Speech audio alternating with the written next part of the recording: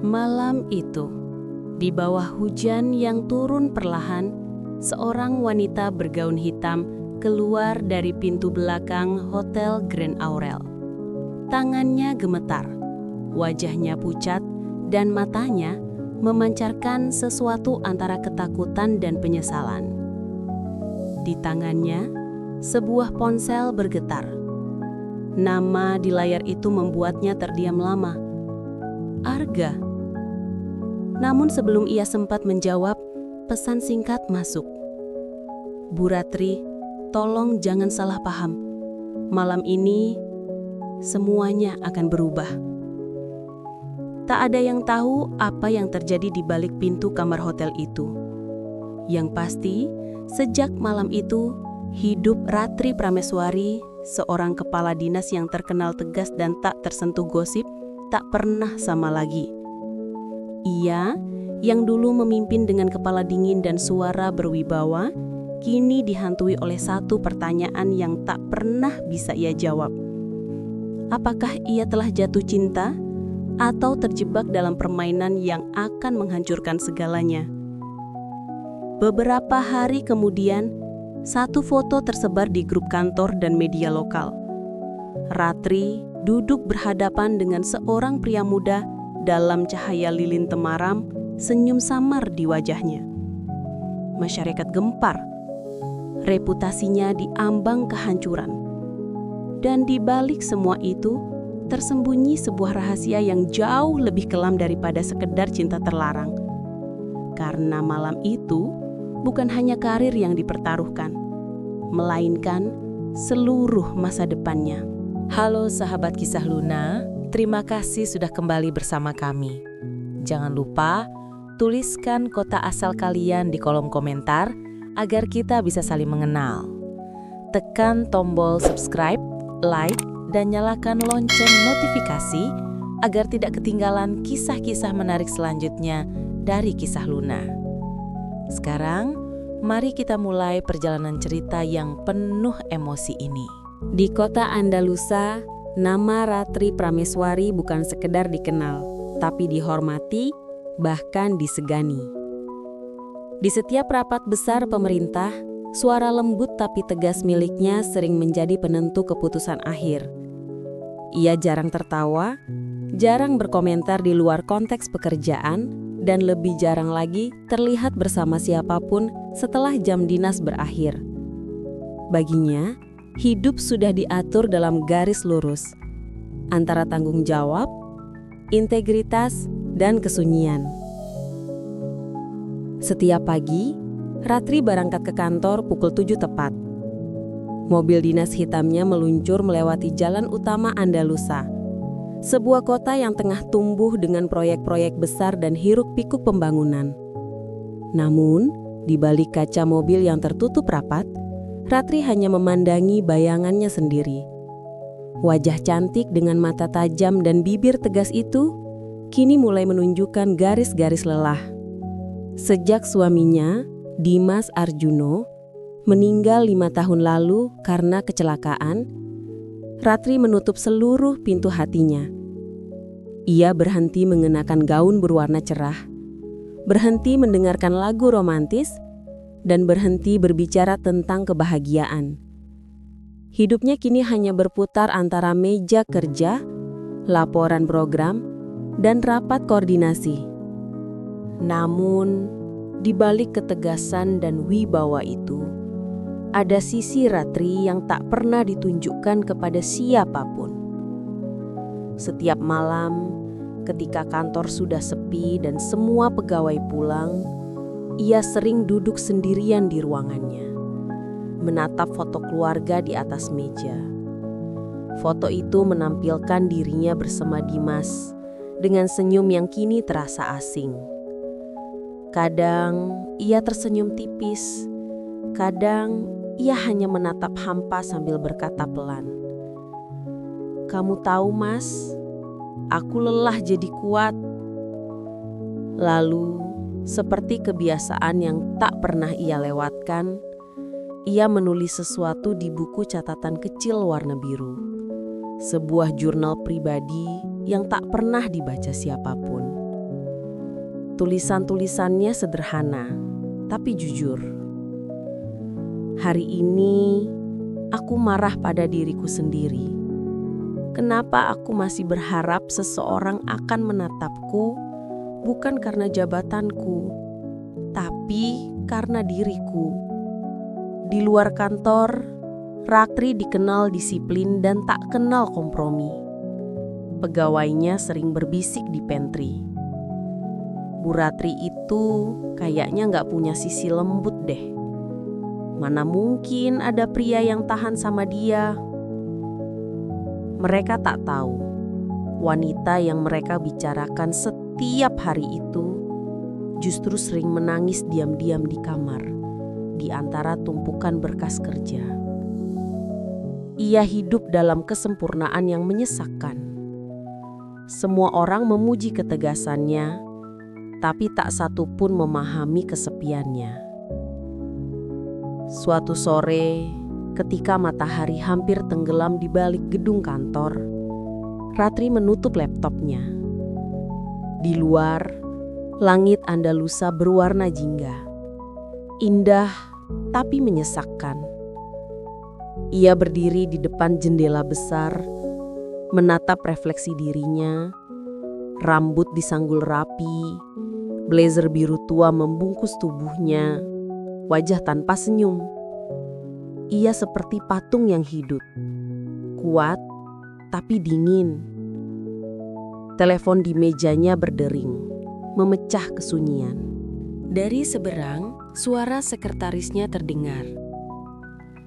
Bu, ada undangan pembukaan pelatihan wirausaha dari Asosiasi Pengusaha Muda Andalusa. Ketua panitianya ingin sekali Ibu hadir langsung sebagai tamu kehormatan. Besok pagi ya? Tanya Ratri tanpa antusias. Iya Bu, jam 9 di Balai Karya. Baik. Tolong siapkan berkasnya. Ia menutup telepon dan menarik napas panjang. Acara seperti itu tak lebih dari formalitas. Ia tahu akan ada pidato, sambutan, sesi foto, dan mungkin beberapa pengusaha yang mencoba mendekatinya dengan alasan kerjasama. Namun tetap saja ia datang. Jabatan memaksanya untuk selalu tampil, meski hatinya tidak pernah benar-benar hadir. Malamnya rumah dinas Ratri tampak sunyi. Lampu ruang tamu menyala redup, hanya terdengar suara detik jam dan langkahnya sendiri. Ia menyalakan televisi tapi mematikannya lagi setelah 5 menit. Di meja makan, piring dan gelas tetap kosong. Sejak suaminya tiada, ia jarang makan malam di rumah. Biasanya hanya secangkir teh dan sepotong roti cukup untuk menemaninya bekerja hingga larut. Ratri menatap kalender di dinding. Tanggal merah dilingkari dengan spidol hitam. Hari ulang tahun pernikahannya. Tapi kini, tanggal itu hanya pengingat bahwa hidup bisa berubah tanpa peringatan. Ia menyandarkan kepala ke kursi dan berbisik pelan. Andai waktu bisa berhenti di hari sebelum semuanya berubah. Di luar rumah, hujan mulai turun perlahan. Ratri menatap ke arah jendela, melihat titik-titik air jatuh membentuk pola acak. Dalam diam itu, ia merasakan sesuatu yang aneh, perasaan kosong yang sulit dijelaskan. Seolah hidupnya berjalan terus, tapi jiwanya tertinggal di masa lalu. Keesokan paginya, ia berangkat ke acara pelatihan wirausaha sesuai jadwal. Balai Karya Andalusa dipenuhi tamu undangan, para pejabat, pengusaha muda, dan media lokal. Ratri tiba dengan langkah mantap, senyum tipis di wajahnya seperti biasa, senyum profesional, bukan dari hati. Setiap mata memandangnya dengan hormat, tapi tak satu pun tahu betapa ia ingin sesekali lepas dari semua tatapan itu. Di barisan depan, seseorang berdiri menyambutnya. Pria muda berjas abu-abu, tampan, dengan senyum yang hangat tapi misterius. Ia mengulurkan tangannya. Selamat datang Bu Ratri, saya Arga Wijaya, Ketua Asosiasi sekaligus tuan rumah acara ini. Terima kasih sudah berkenan hadir. Ratri menatapnya sejenak sebelum menjabat tangan itu. Senyumnya sopan, tapi matanya seperti menyimpan sesuatu yang tak bisa dijelaskan. Ada ketenangan yang aneh dalam cara pria itu menatapnya. Senang bisa bekerja sama Pak Arga. Semoga program ini benar-benar membantu masyarakat, ucapnya datar. Saya juga berharap begitu, Bu. Tapi lebih dari itu, saya ingin memastikan program ini juga membuat orang-orang seperti Ibu merasa bangga, bukan hanya terbebani. Kalimat itu membuat Ratri sedikit menoleh. Jarang ada orang berani berbicara padanya dengan nada hangat tapi jujur seperti itu. Biasanya orang akan menjilat, memuji, atau berusaha mengambil hati demi keuntungan. Tapi Arga terdengar berbeda. Tenang, tulus, tanpa kepura-puraan. Selama acara berlangsung, Arga berbicara di atas panggung dengan gaya santai namun karismatik. Ia menjelaskan visi programnya, yaitu membantu masyarakat kecil beradaptasi dengan bisnis digital. Ratri memperhatikan dari tempat duduknya. Bukan karena tertarik pada materinya, tapi pada cara Arga berbicara. Tatapannya hidup, cara ia meyakinkan orang, cara ia tersenyum, bahkan ketika ia menatap hadirin, ada ketulusan yang jarang ia temukan. Selesai acara, Ratri diminta memberi sambutan penutup. Ia berbicara seperti biasa, formal, terstruktur, dan berwibawa. Tapi saat matanya tak sengaja bertemu dengan tatapan Arga di barisan depan, suaranya sedikit bergetar tanpa ia sadari. Hanya sesaat, tapi cukup untuk membuat Arga tersenyum samar. Setelah acara, mereka berbincang singkat di belakang panggung. Topik awalnya ringan, soal program pelatihan, laporan, dan kerjasama antar instansi. Tapi entah bagaimana, percakapan mereka meluas tentang kehidupan, kehilangan, dan mimpi. Ratri jarang berbicara dengan siapapun di luar konteks pekerjaan. Tapi kali ini berbeda. Ia merasa tenang, seolah Arga berbicara bukan kepada kepala dinas, tapi kepada dirinya sebagai manusia biasa. Kadang, orang kuat justru bukan yang tak pernah jatuh, Bu, kata Arga pelan. Tapi yang masih bisa berdiri, meski tahu semua orang hanya melihat kekuatannya, bukan lukanya. Kalimat itu menancap di hati Ratri.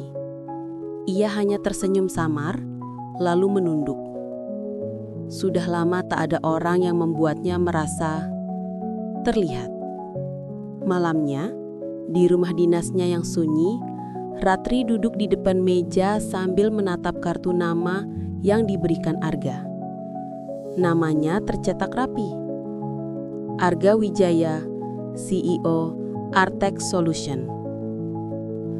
Ia memutar kartu itu di tangannya, tersenyum tipis, lalu meletakkannya di atas buku catatan biru miliknya. Tangannya sempat ragu, tapi akhirnya menulis di halaman baru. Hari ini, aku berbicara dengan seseorang yang membuatku lupa kalau aku sedang bekerja. Entah kenapa, suaranya terasa seperti jeda dari semua kebisingan di dalam kepalaku. Ia menutup buku itu dengan pelan. Untuk pertama kalinya setelah sekian lama, Ratri menatap langit malam dari jendela, bukan untuk mengingat masa lalu, tapi untuk bertanya pada dirinya sendiri. Apakah mungkin seseorang seperti dirinya masih berhak merasakan hangatnya perhatian? Di kejauhan, lampu-lampu kota Andalusa berkelip. Dan di tengah cahaya itu, nasib diam-diam menyiapkan babak baru dalam hidup Ratri. Babak yang akan mengguncangkan seluruh dunianya, perlahan namun pasti. Langit Andalusa pagi itu berwarna abu-abu lembut, seolah menahan cahaya mentari agar tak terlalu menyilaukan. Ratri duduk di ruang kerjanya, menatap jendela besar yang menampilkan panorama kota yang terus tumbuh. Proyek gedung baru, derekan kendaraan, dan orang-orang yang sibuk mengejar waktunya sendiri.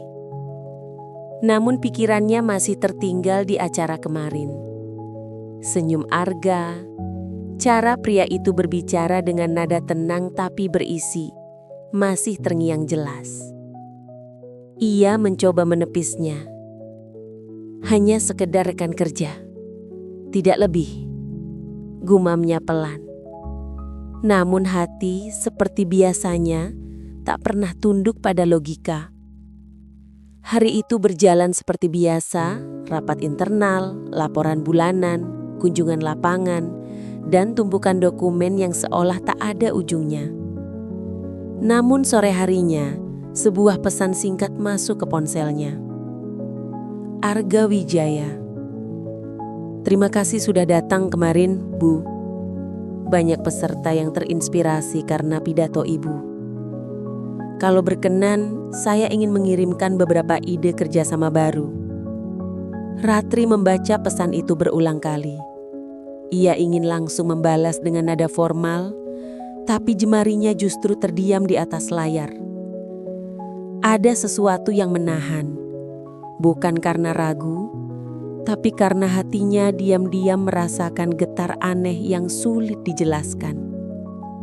Akhirnya, ia membalas singkat. Baik, kirim saja ke email saya. Terima kasih atas acaranya kemarin. Pesan sederhana, namun bagi Arga cukup untuk memulai sesuatu yang lebih dari sekedar komunikasi profesional. Malamnya di rumah dinas yang kembali sunyi, Ratri membuka laptop dan menemukan email dari Arga. Terlampir proposal program Andalusa Maju Digital. Namun yang menarik bukan isi dokumennya, melainkan kalimat penutup di bawah tanda tangannya. Saya percaya, perubahan besar sering berawal dari pertemuan kecil yang tidak direncanakan. Ratri terdiam lama membaca kalimat itu. Ia tahu, itu bukan sekedar kata penutup. Kalimat itu punya makna yang hanya bisa ditangkap oleh hati yang diam-diam mulai bergetar. Keesokan harinya, tanpa sengaja, mereka kembali bertemu di sebuah rapat lintas instansi. Arga duduk di barisan depan, mengenakan jas navy yang rapi. Saat Ratri memasuki ruangan, ia bangkit dan menyapa dengan senyum hangat. Kita bertemu lagi, Bu. Sepertinya Andalusa memang kota yang kecil. Atau mungkin takdir yang terlalu suka bermain-main, jawab Ratri setengah bergurau. Kalimat itu keluar tanpa ia sadari. Ia bahkan terkejut mendengar dirinya berbicara seakrab itu. Arga tertawa pelan, tapi matanya tak lepas dari Ratri. Ada ketenangan sekaligus rasa ingin tahu di sana. Seperti seseorang yang melihat sesuatu yang menarik tapi belum berani menyentuhnya. Setelah rapat selesai, Arga mendekatinya lagi. Kalau Ibu tidak sibuk, saya ingin membahas sedikit tentang tindak lanjut program kemarin. Hanya sebentar, mungkin di kafe sebelah kantor. Ratri menatap jam tangannya. Sudah hampir pukul 5 sore, waktu di mana sebagian besar pegawai mulai pulang. Biasanya, ia akan menolak hal semacam ini. Tapi entah kenapa, kali ini ia tidak ingin menolak. Baiklah, jawabnya singkat. Kafe yang mereka datangi tak jauh dari kantor. Tempat yang sederhana namun hangat. Aroma kopi dan kayu panggang mengisi udara. Ratri memilih duduk di pojok, jauh dari pandangan orang. Ia masih menjaga jarak, setidaknya secara penampilan. Arga duduk di depannya, menatapnya seolah ingin memahami setiap gerak kecil yang dilakukan wanita itu. Percakapan dimulai dengan formal tentang program pelatihan, dana, dan jadwal kerjasama. Namun seperti kemarin, topik mereka cepat bergeser. Arga tidak hanya pandai berbicara, tapi juga mendengarkan dengan cara yang membuat Ratri merasa aman. Ibu terlihat lelah, padahal semua orang melihat ibu sebagai sosok yang sempurna. Ucap Arga tiba-tiba. Sempurna? Ratri tersenyum kecut. Tidak ada yang sempurna, Pak Arga. Kadang orang yang terlihat kuat justru sedang menutupi retaknya. Saya tahu, balas Arga lembut. Mungkin karena saya juga pernah begitu. Hening. Kalimat itu menggantung di udara. Ada kesamaan yang tak terucap di antara keduanya. Kesepian yang sama, kerinduan yang sama untuk dimengerti. Kehilangan seseorang, tanya Ratri tanpa sadar. Ya, jawab Arga pelan. Bukan karena meninggal, tapi karena waktu membuat kami menjadi orang asing. Tatapan mereka bertemu. Hanya sebentar, tapi cukup untuk membuat detak jantung Ratri berubah ritmenya. Ia segera menunduk, menyembunyikan wajahnya di balik cangkir kopi yang kini terasa hambar. Setelah pertemuan itu, komunikasi mereka mulai rutin. Arga sering mengirim pesan ringan tentang pekerjaan, motivasi, bahkan hal-hal kecil yang tak penting tapi menghangatkan. Ratri awalnya mencoba menjaga jarak, tapi lama-lama ia terbiasa dengan keberadaan pria itu dalam kesehariannya. Setiap pesan dari Arga selalu datang di waktu yang tepat. Saat Ratri lelah, saat pikirannya penuh tekanan, atau saat kesepian mulai menggerogoti hatinya. Pesannya tak pernah panjang, tapi selalu membuatnya merasa diperhatikan. Sudah makan, Bu? Hari ini pasti berat, tapi Ibu pasti bisa. Jangan lupa istirahat. Dunia tetap berjalan meski Ibu berhenti sejenak. Kata-kata sederhana, tapi bagi Ratri itu seperti oase di tengah padang kering kehidupan. Namun di sisi lain, bayangan masa lalu tak mudah lenyap. Suatu malam, Ratri bermimpi tentang Dimas, suaminya. Dalam mimpi itu, Dimas hanya berdiri di kejauhan, menatapnya tanpa bicara. Ketika Ratri mencoba mendekat, bayangan itu menghilang bersama embun pagi. Ia terbangun dengan air mata yang tak sadar menetes. "Apakah aku mengkhianatimu?" bisiknya di kegelapan. Tapi jawabannya hanya keheningan. Ia tahu cinta yang baru ini bukan dosa, tapi tetap rasa bersalah itu seperti bayangan yang selalu mengikuti, bahkan di saat ia mulai tersenyum lagi.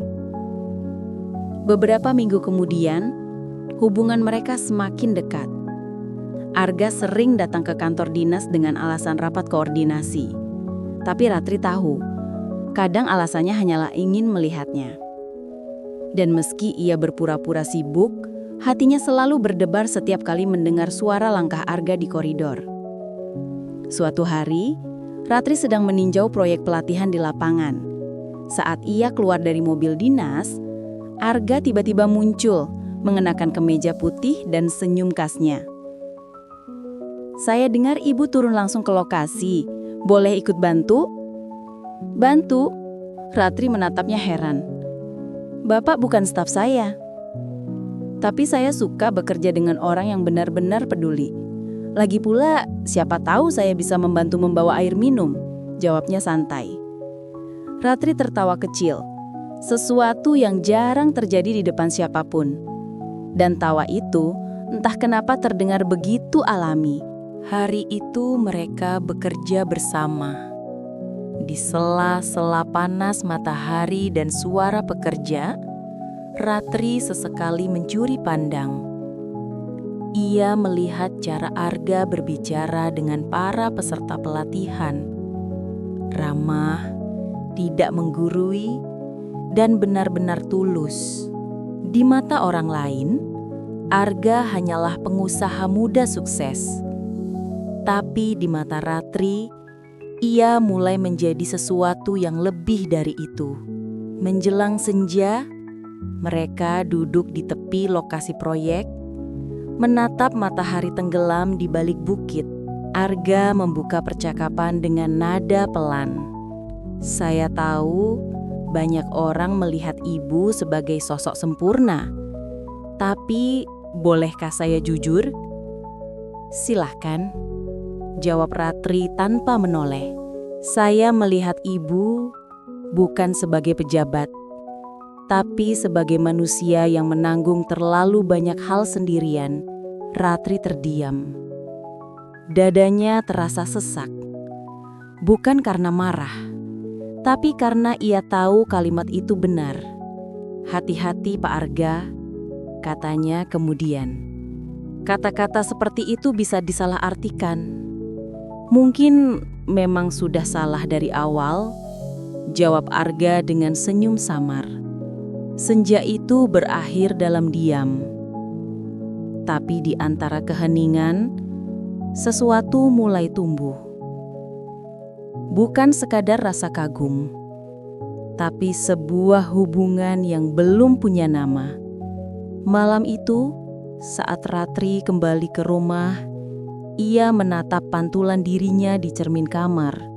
Untuk pertama kalinya dalam waktu lama, ia melihat sesuatu yang berbeda. Sedikit warna di pipinya, sedikit cahaya di matanya.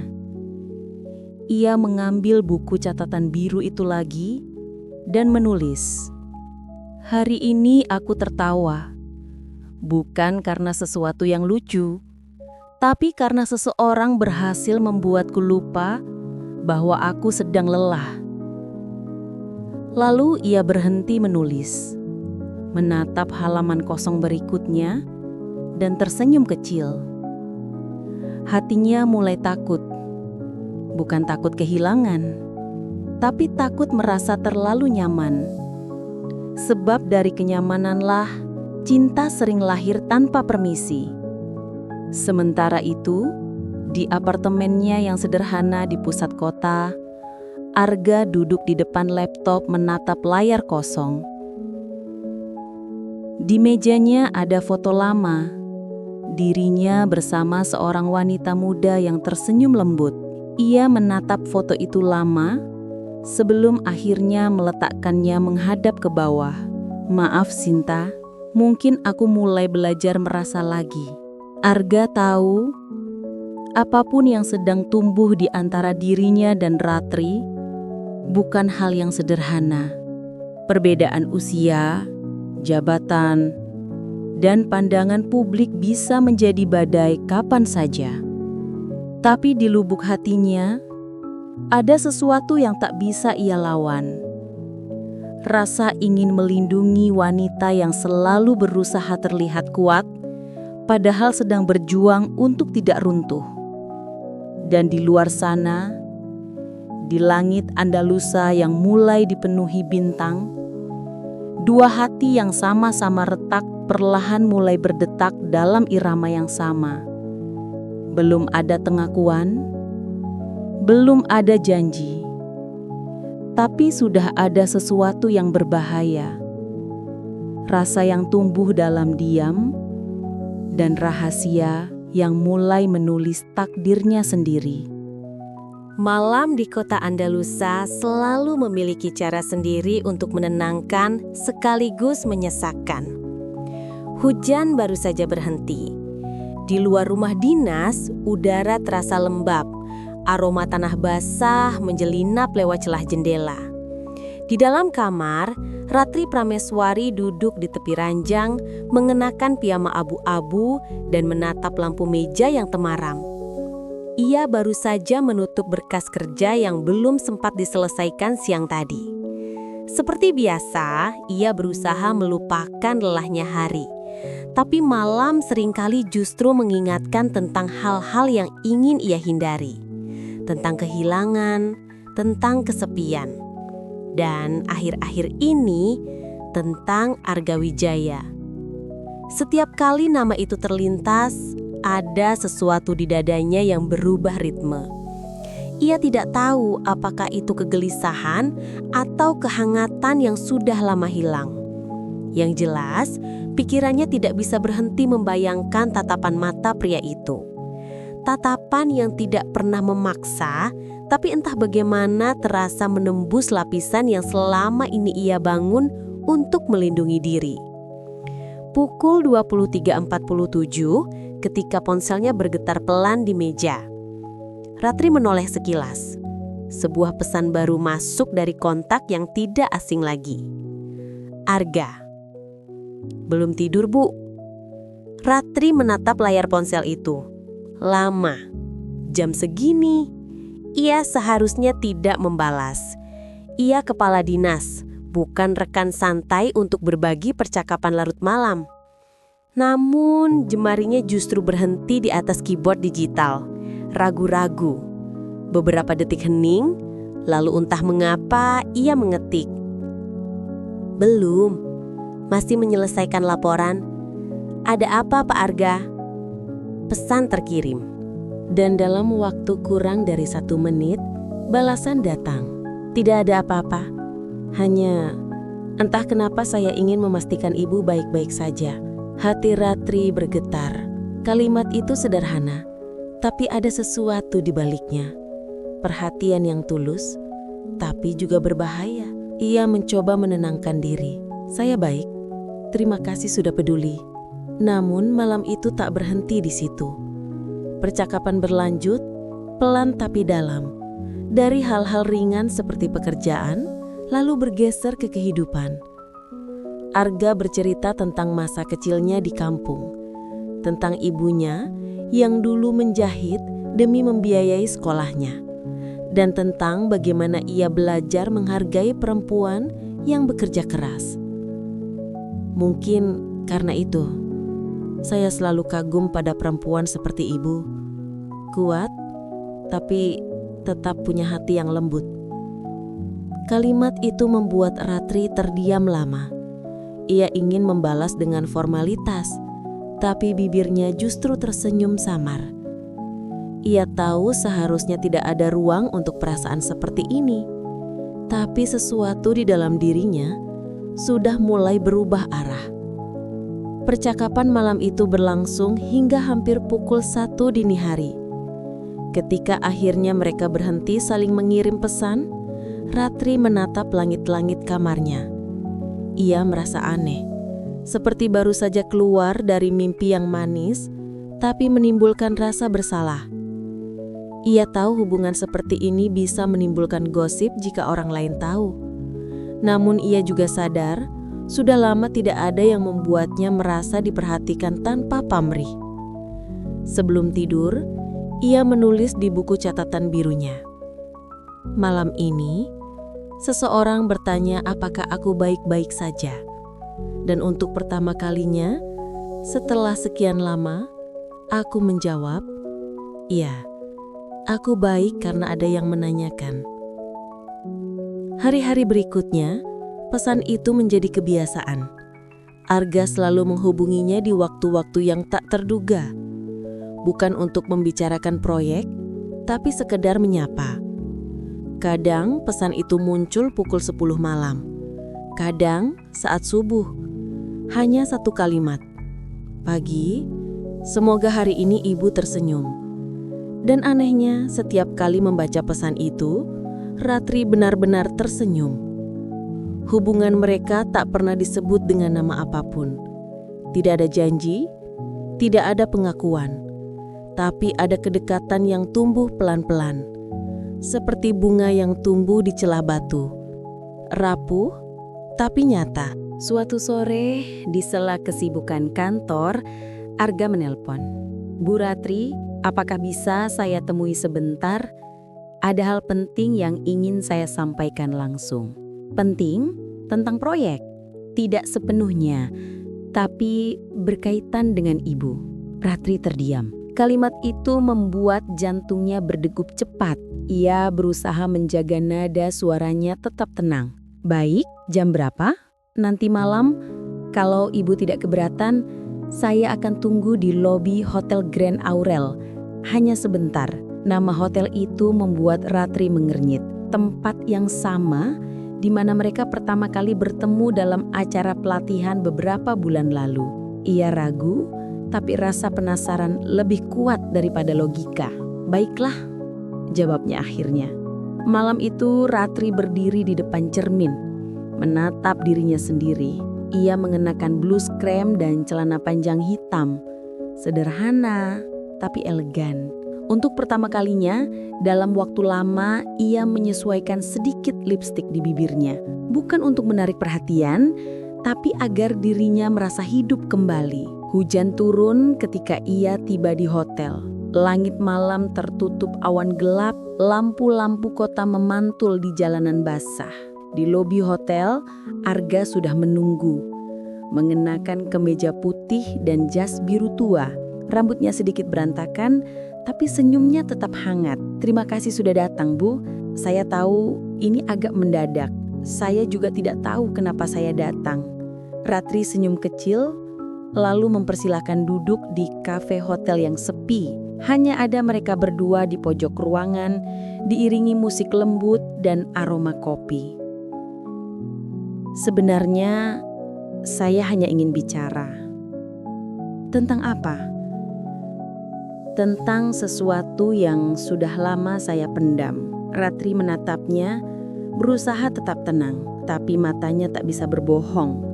Ada gugup di sana. "Pak Arga, biarkan saya selesai," potongnya lembut. "Saya tidak ingin menyinggung ibu atau membuat ibu tidak nyaman. Tapi saya juga tidak ingin pura-pura tidak merasakan apa-apa." Suasana menjadi hening. Hanya suara hujan di luar jendela yang terdengar seperti latar untuk percakapan rahasia mereka. "Ibu, boleh menolak perasaan saya. Tapi biarkan saya jujur malam ini. Karena besok, mungkin segalanya tidak akan sama lagi." Ratri tak tahu harus berkata apa. Sebagian dirinya ingin menegur, mengingatkan batas profesional. Tapi bagian lain, bagian yang sudah lama tertidur, justru merasakan sesuatu yang hangat dan nyata. Ia menunduk, menatap cangkir kopinya yang kini sudah dingin. "Pak Arga, hidup saya tidak sederhana. Saya bukan wanita muda yang bebas memilih. Ada tanggung jawab, ada pandangan orang. Saya tahu, tapi saya tidak meminta apapun, Bu. Saya hanya ingin ibu tahu bahwa ada seseorang yang melihat ibu bukan karena jabatan, tapi karena jiwa yang ibu sembunyikan." Air mata menumpuk di sudut mata Ratri, tapi ia tahan agar tidak jatuh. Dalam diam, ia hanya berkata lirih, "Kamu tidak tahu apa yang kamu katakan, Arga. Mungkin, tapi saya tahu apa yang saya rasakan." Malam itu mereka tidak lama berbicara, namun cukup lama untuk mengubah segalanya. Ketika mereka berpisah di Hotel Grand Aurel, hujan masih turun.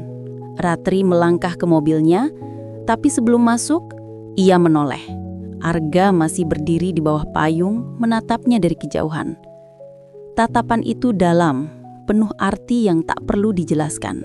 Dan sejak malam itu, hati Ratri tak pernah sama lagi. Beberapa hari kemudian, gosip mulai berembus pelan di kantor. Orang-orang mulai memperhatikan perubahan kecil. Ratri yang kini kadang tersenyum saat melihat ponselnya, atau sering melamun di sela rakat. Namun tak ada yang berani bertanya langsung. Ia tetap Ratri Prameswari, sosok yang disegani, kepala dinas yang tak tersentuh gosip. Di sisi lain, Arga semakin berani. Ia tak lagi menunggu malam untuk menyapa, tapi mulai muncul di berbagai acara resmi di mana Ratri hadir.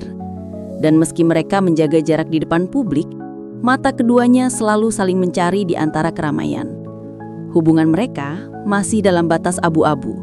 Belum jelas, tapi juga tak bisa diingkari.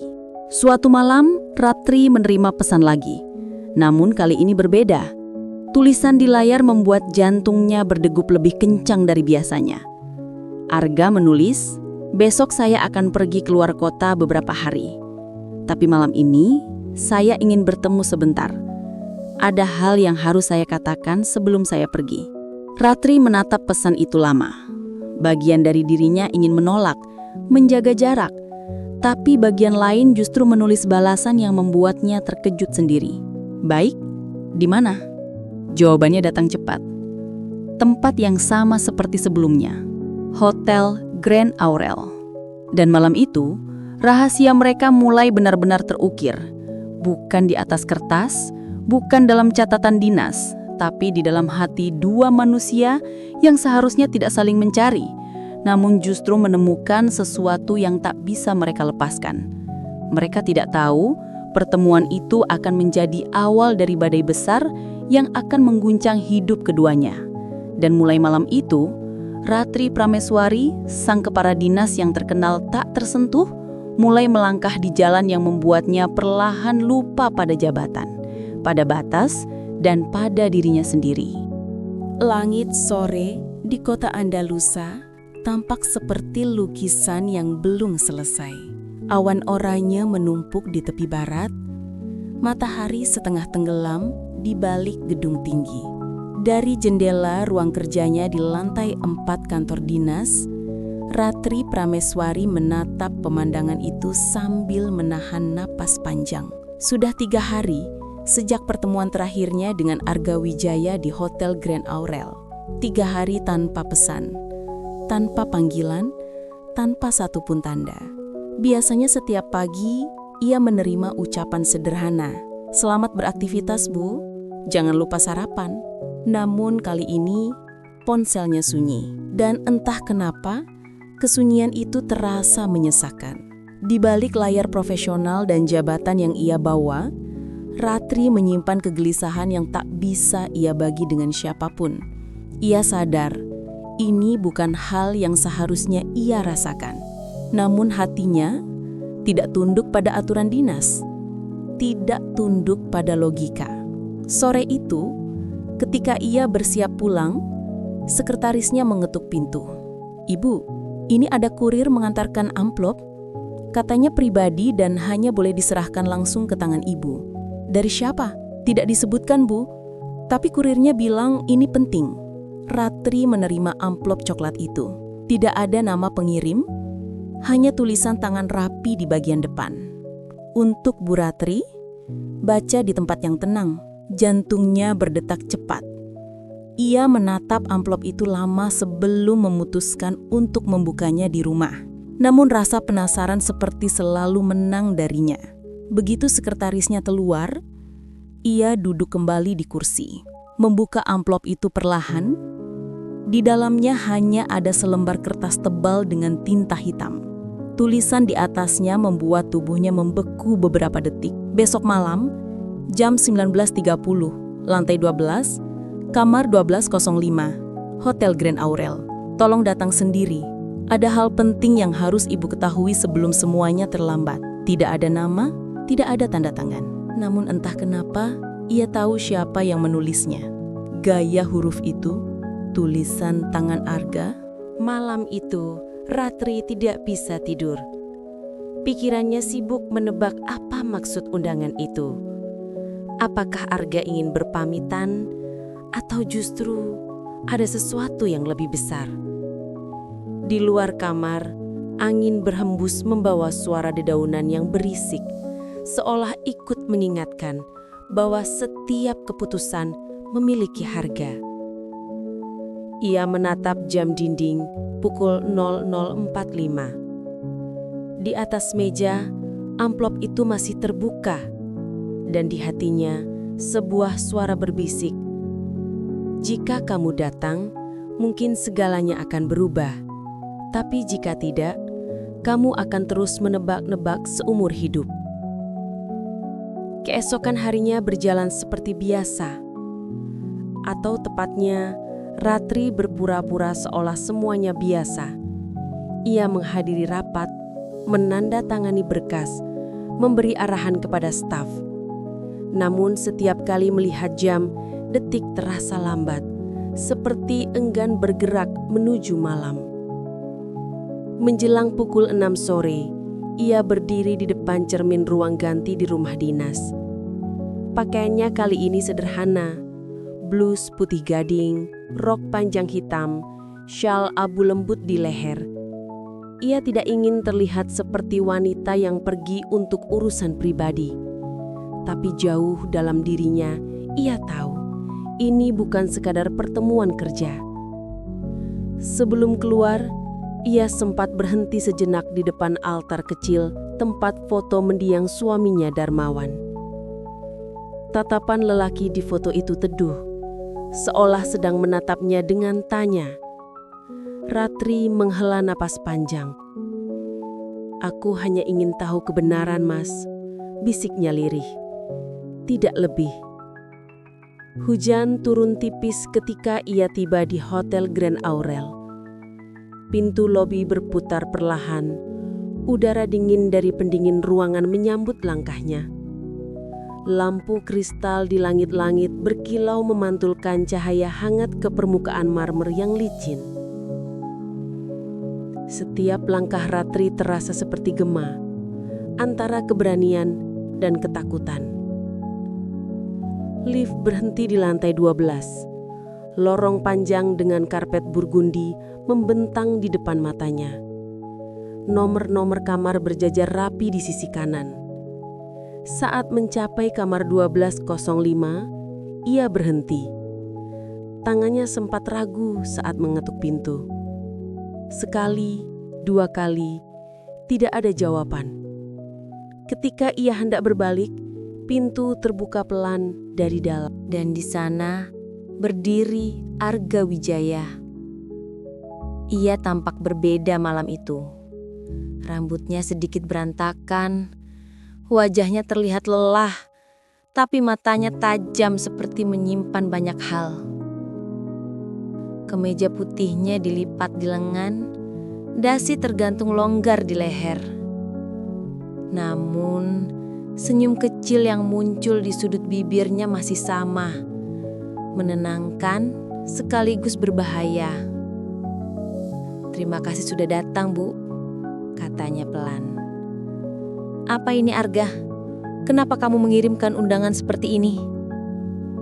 "Karena saya tidak bisa bicara lewat pesan, Bu.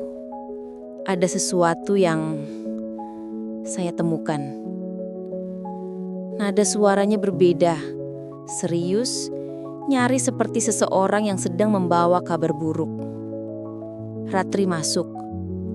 Kamar itu luas, dengan balkon menghadap ke kota yang berkilau di bawah hujan. Di atas meja, ada map tebal berisi dokumen. "Apa ini?" tanya Ratri. "Laporan keuangan proyek yang sedang berjalan. Tapi saya menemukan transaksi yang tidak wajar." "Transaksi?" "Iya, ada dana besar yang keluar atas nama pihak ketiga, tapi disahkan dengan tanda tangan digital milik Ibu." Ratri terdiam, menatap Arga dengan tatapan kaget. "Itu tidak mungkin. Aku tidak pernah menandatangani apapun." "Saya tahu. Itulah sebabnya saya memanggil Ibu malam ini. Ada yang mencoba menjebak Ibu." Ratri merasa seluruh darahnya turun ke kaki. "Siapa?" "Saya belum tahu pasti, tapi saya punya nama yang mencurigakan. Seseorang dari dalam dinas sendiri."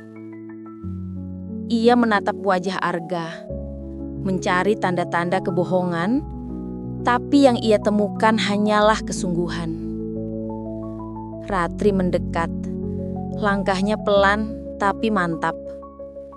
Ia berhenti tepat di belakang Ratri, cukup dekat untuk mendengar nafasnya.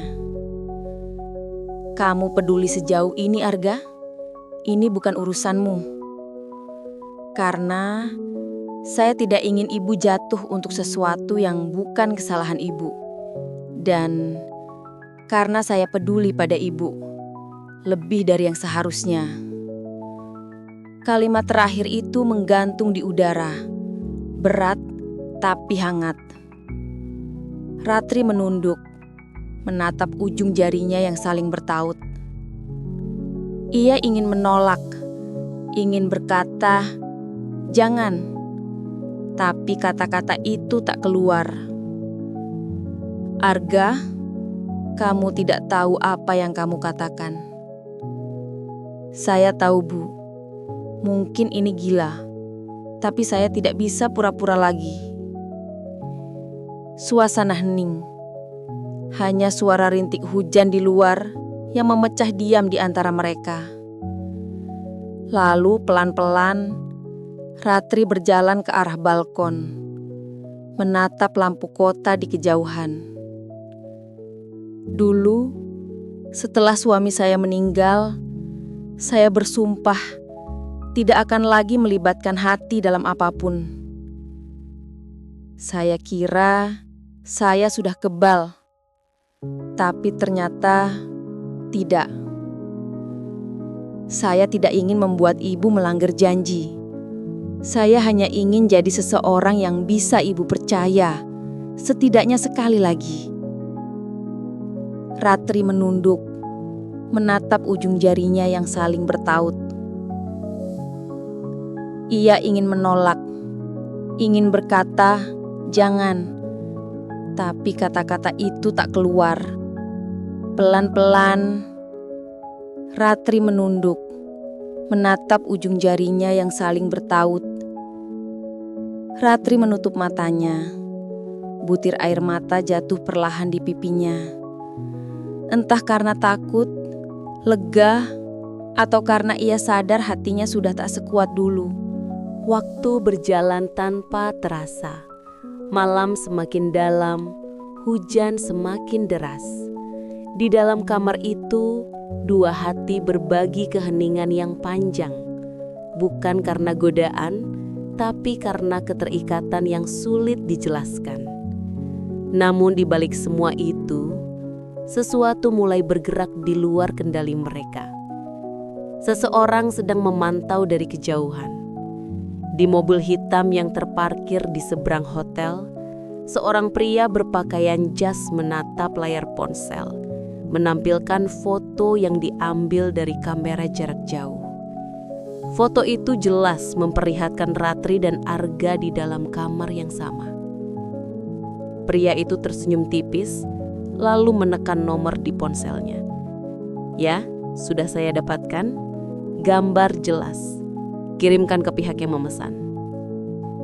Tanpa mereka tahu, malam itu bukan hanya tentang kejujuran dan pengakuan, tapi juga tentang jebakan yang mulai tertutup sempurna. Ratri, yang datang karena rasa ingin tahu dan sedikit kepercayaan, kini menjadi pion dalam permainan yang lebih besar. Dan Arga, entah sadar atau tidak, telah menyeret dirinya sendiri ke dalam lingkaran yang sama. Saat ia mengantar Ratri keluar dari kamar malam itu, ia sempat berkata, "Saya akan cari tahu siapa yang ada di balik semua ini. Tapi untuk sementara, jangan bicara pada siapapun tentang pertemuan ini." "Baik, tapi hati-hati Arga. Aku merasa ini belum selesai." Arga mengangguk, menatapnya lama sebelum berkata pelan, "Saya tidak tahu kemana arah semua ini, Bu. Tapi apapun yang terjadi, saya tidak menyesal pernah mengenal Ibu." Kalimat itu menghantam lembut, tapi dalam. Ketika Ratri pulang malam itu, matanya tak bisa lepas dari kaca spion. Ia merasa seperti ada mobil yang mengikuti dari jauh. Namun setiap kali menoleh, hanya gelap dan bayangan hujan. Sampai akhirnya di depan rumah dinas, ia menerima pesan di ponselnya. Pesan tanpa nama pengirim. "Hati-hati Bu Ratri, rahasia malam ini tidak seaman yang Anda pikirkan." Darahnya berdesir dingin. Ia menatap layar itu lama, lalu perlahan mematikan ponsel. Di luar, hujan masih turun, sama seperti malam-malam sebelumnya, tapi kini terasa berbeda. Karena malam itu, Ratri tahu, segala sesuatu yang dimulai dengan rasa penasaran bisa berakhir dengan kehilangan yang tidak terduga. Pagi itu, matahari belum benar-benar naik ketika Ratri Prameswari menatap cermin di ruang rias rumah dinasnya. Matanya bengkak karena kurang tidur. Pikirannya masih penuh dengan percakapan semalam bersama Arga dan pesan misterius yang datang beberapa menit setelah ia sampai di rumah. Rahasia malam ini tidak seaman yang Anda pikirkan.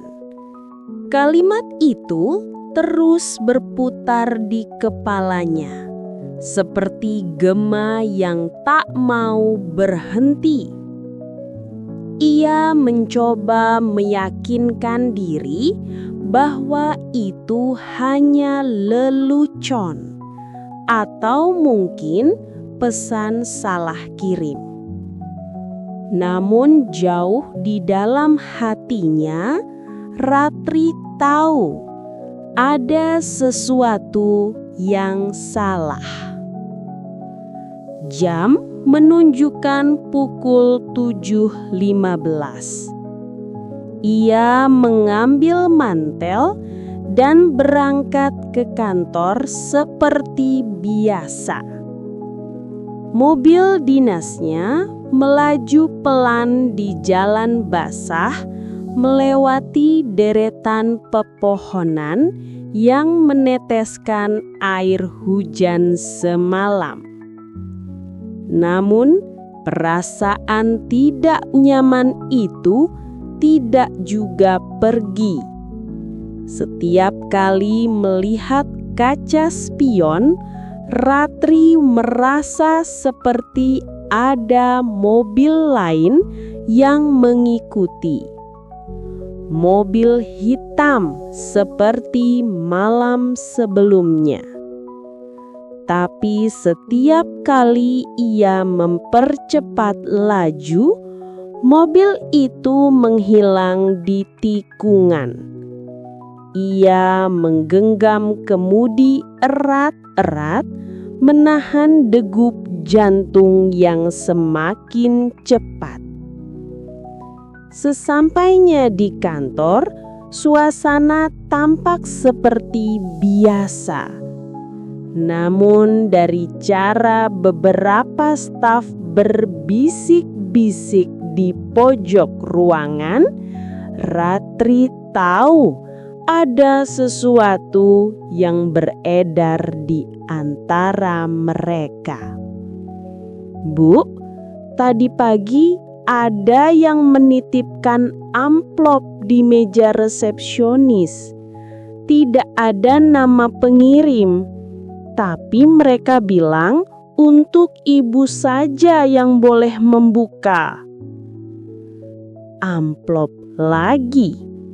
Kali ini putih polos, tanpa tulisan. Ratri mengambilnya dengan perasaan was-was, lalu membuka perlahan. Dan saat isi amplop itu terlihat, nafasnya tercekak. Di dalamnya ada foto dirinya di Hotel Grand Aurel. Tepatnya di kamar 1205. Tampak jelas ia berdiri di balkon menatap kota. Di belakangnya, Arga terlihat samar berdiri cukup dekat. Sudut fotonya diambil dari luar jendela, seolah seseorang memotret diam-diam dari gedung seberang. Ratri memandangi foto itu dengan tangan gemetar. Tidak vulgar, tidak menjebak, tapi cukup ambigu untuk menimbulkan skandal besar jika sampai tersebar. Ia tahu betul, cukup satu foto seperti ini untuk menghancurkan reputasi yang ia bangun selama bertahun-tahun. "Bu, ada apa?" tanya Nadia hati-hati melihat wajah pimpinannya yang pucat. "Tidak apa-apa," jawab Ratri cepat, menyembunyikan foto ke dalam map kerja. "Jangan katakan pada siapapun bahwa amplop itu datang. Mengerti?" "Baik, Bu." Tapi Nadia bukan orang bodoh. Tatapan matanya mengandung rasa ingin tahu dan ketakutan. Siang itu, Ratri mengunci pintu ruangannya. Ia menatap foto itu sekali lagi, lalu mengambil ponsel. Jarinya bergetar saat mengetik pesan pada Arga.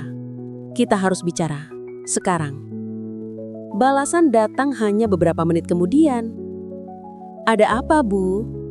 "Saya di luar kota sedang rapat dengan klien. Bisa lewat telepon?"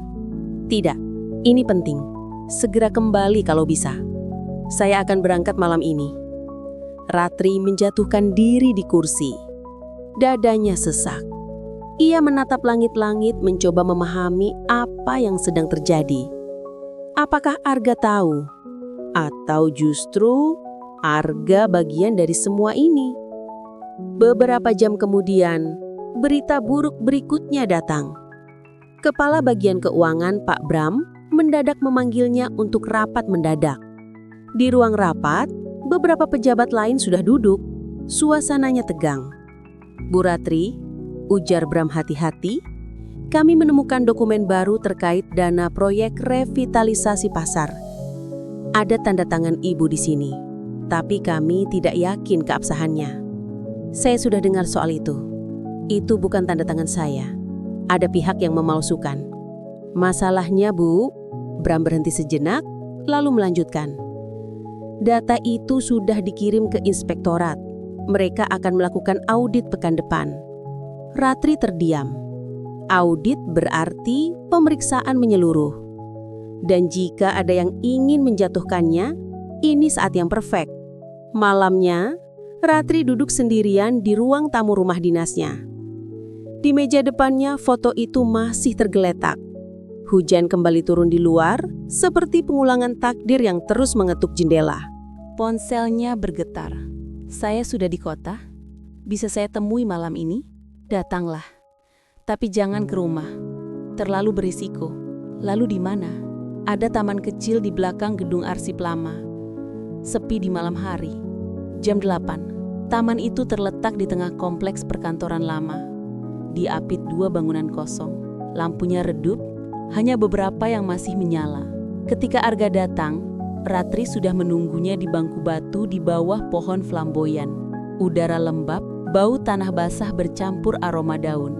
"Ada apa, Bu?" "Lihat ini," kata Ratri tanpa basa-basi, menyerahkan foto itu. Arga menatapnya lama, matanya membulat pelan, lalu ia mendesah pelan. "Dari mana ini?" "Dikirim ke kantor pagi tadi, tanpa nama." "Kamu tahu artinya apa kan?" "Iya," jawab Arga pelan. "Seseorang ingin menghancurkan Ibu, dan mungkin juga saya." Ratri menatapnya tajam. "Kamu yakin bukan kamu yang mengatur ini, Arga?" Pertanyaan itu keluar lebih cepat daripada yang ia rencanakan. Namun, ia harus tahu. Wajah Arga menegang, tapi ia tidak marah. Ia justru mendekat sedikit. Suaranya tenang tapi tegas. "Saya tidak akan pernah menjebak Ibu. Apapun yang terjadi di antara kita, saya tidak menyesal. Tapi saya juga tidak akan pernah mengkhianati kepercayaan Ibu." Ratri menunduk. Ada kejujuran di matanya yang sulit diragukan. Namun rasa curiga yang tertanam akibat posisinya selama ini membuatnya tidak bisa langsung percaya. "Kalau begitu, siapa?"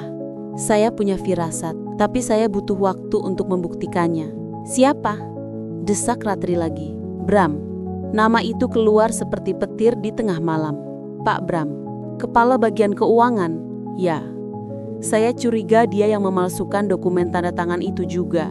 Dia yang paling diuntungkan kalau ibu tersingkir. Ratri menatapnya tajam. Bagian dalam dirinya tahu bahwa Arga mungkin benar. Bram adalah sosok ambisius, sering menentang kebijakan Ratri di rapat internal, dan dekat dengan lawan politiknya di pemerintahan daerah. Tapi kenapa foto ini? Karena mereka tahu satu hal, menyerang nama baik ibu lebih mudah daripada membuktikan kesalahan administratif. Keduanya diam. Hanya suara hujan yang terdengar memecah udara. Kalau begitu, apa yang harus kita lakukan? Tanya Ratri lirih. Biarkan saya yang urus. Tapi janji satu hal, Bu. Apa? Jangan bertemu saya dulu untuk sementara. Kalau ada yang mengikuti ibu, mereka tidak boleh tahu hubungan kita seberapa dekat. Ratri terdiam. Ada rasa perih di dada mendengar kalimat itu. Namun ia tahu Arga benar. Baiklah, tapi hati-hati Arga. Saya punya firasat ini tidak akan berhenti di sini. Malam itu mereka berpisah tanpa banyak kata. Namun perpisahan itu terasa berat, seperti ada sesuatu yang tertinggal di antara mereka, sesuatu yang tak terucap tapi nyata. Ketika Ratri berjalan menuju mobil, Arga menatap punggungnya lama. Ia ingin memanggil, tapi menahan diri. Dalam hatinya, ia tahu, mulai malam itu, mereka bukan lagi dua orang yang sekadar saling menyukai. Mereka kini berada di sisi yang sama, melawan musuh yang tak terlihat. Keesokan paginya, kabar buruk datang lebih cepat dari yang diduga. Sebuah artikel anonim muncul di salah satu portal berita lokal. Diduga terlibat skandal, Kepala Dinas Ratri Prameswari tertangkap kamera bersama pengusaha muda di hotel mewah. Artikel itu disertai dengan foto yang sama seperti yang diterimanya kemarin, namun kini tersebar di dunia maya. Komentar publik meledak. Beberapa menduga Ratri punya hubungan pribadi dengan kontraktor proyek pemerintah. Yang lain mencibir, menuduhnya penyalahgunaan kekuasaan. Di kantor, suasana hening. Begitu Ratri masuk, semua mata tertuju padanya. Bukan dengan hormat, tapi dengan bisik-bisik. Ia melangkah lurus, kepala tegak, meski di dalam hatinya bergemuruh. Menjelang siang ponselnya berdering. Nomor tak dikenal. Saat diangkat, suara di seberang terdengar dingin dan dalam. Bu Ratri, kami sudah memberi peringatan. Tapi sepertinya ibu tidak mengerti. Jika ingin foto lain tidak beredar, sebaiknya ibu siapkan sesuatu untuk kami. Siapa ini? Tidak perlu tahu, kami hanya butuh kerjasama. Dokumen keuangan proyek itu harus disahkan minggu depan tanpa banyak pertanyaan. Jika ibu menolak, ya mungkin bukan hanya foto yang keluar. Lalu sambungan terputus. Ratri menggenggam ponselnya erat-erat. Matanya panas oleh marah dan takut yang bercampur. Ia menyadari sesuatu. Ini bukan sekedar gosip. Ini adalah pemerasan politik. Di sore yang sama, Arga mengirim pesan singkat. Saya sudah tahu siapa yang menyebarkan foto itu. Tapi saya butuh Ibu tenang dulu. Jangan lakukan apapun sampai saya hubungi lagi. Namun saat Ratri mencoba membalas, pesan itu gagal terkirim. Nomor Arga tiba-tiba tidak aktif. Malamnya hujan turun lagi, deras, seolah menutupi suara kota. Ratri berdiri di jendela rumah dinas, menatap gelap dengan dada penuh tanya. Arga, di mana kamu? Bisiknya lirih. Dan di saat yang sama, Di sebuah ruangan remang di tepi kota, Arga duduk di kursi dengan wajah lebam. Dua pria berpakaian hitam berdiri di depannya. Di meja, tergeletak foto yang sama. Foto dirinya dan Ratri di hotel. "Kamu terlalu ikut campur, Na Arga." Suara salah satu pria terdengar dingin. "Kamu seharusnya tidak menyentuh urusan ini. Kalau kalian menyentuh Bu Ratri," Arga menatap tajam, "aku akan pastikan kalian menyesal." Pria itu tertawa kecil. "Kau tidak dalam posisi mengancam anak muda. Tapi tenang saja, kami tidak akan menyakitimu selama kau berhenti mencari." Arga menunduk. Darah menetes dari bibirnya. Namun di matanya ada tekad yang tak padam. "Aku tidak akan berhenti sampai kebenaran terungkap." Sementara itu, Ratri menatap layar ponselnya yang sunyi. Satu pesan yang belum terkirim masih terpampang di layar. "Hati-hati Arga, aku takut kehilanganmu." Namun ia tak tahu bahwa di luar sana, Arga sedang mempertaruhkan segalanya. Bukan hanya demi kebenarannya, tapi demi dirinya. Dan malam itu, ketika hujan menelan seluruh kota, satu kalimat kembali bergaung di kepala Ratri. Rahasia malam ini tidak seaman yang Anda pikirkan. Kini ia paham. Kalimat itu bukan ancaman semata. Itu adalah peringatan bahwa permainan baru saja dimulai. Sudah 3 hari sejak Arga menghilang. 3 hari sejak pesan terakhirnya masuk ke ponsel Ratri. Dan setelah itu, sunyi. Nomornya tak bisa dihubungi. Semua akun media sosialnya menghilang seolah tak pernah ada. Bahkan kantor Arga di pusat kota dikabarkan tutup mendadak. Semua karyawan diliburkan tanpa pemberitahuan. Bagi Ratri, hari-hari itu seperti berjalan di lorong panjang tanpa cahaya. Ia masih harus datang ke kantor, menghadiri rapat, tersenyum di depan media, dan berpura-pura seolah semuanya baik-baik saja, padahal dalam dirinya ada badai yang tak berhenti berputar. Pagi itu hujan rintik kembali turun di Semendra. Kota yang biasanya cerah kini tampak muram. Langit kelabu seperti menyimpan rahasia yang sama beratnya dengan beban di dada Ratri. Di meja kerjanya tumpukan berkas audit menanti. Namun pikirannya tak juga fokus. Pandangan matanya kosong menatap layar laptop. Sampai akhirnya suara Nadia memecah keheningan. "Bu, maaf, ada tamu yang ingin menemui Ibu. Katanya dari Inspektorat Provinsi." Ratri menegakkan badan. "Sendirian?" "Iya Bu, namanya Pak Reza." Nama itu membuat jantungnya berdegup sedikit lebih cepat. Reza, nama yang familiar. Lulusan terbaik Akademi Pemerintahan, sekarang menjabat sebagai auditor khusus dari provinsi. Tapi yang membuat Ratri tertegun bukan karena jabatannya, melainkan karena Reza adalah mantan anak magangnya 5 tahun lalu. Pintu terbuka. Seorang pria dengan jas abu-abu rapi melangkah masuk. Tatapannya tajam, tapi suaranya lembut saat menyapa. "Selamat pagi, Bu Ratri. Lama sekali tidak bertemu." "Reza?" Ratri tersenyum tipis. "Ternyata kamu sekarang di inspektorat. Dunia memang sempit.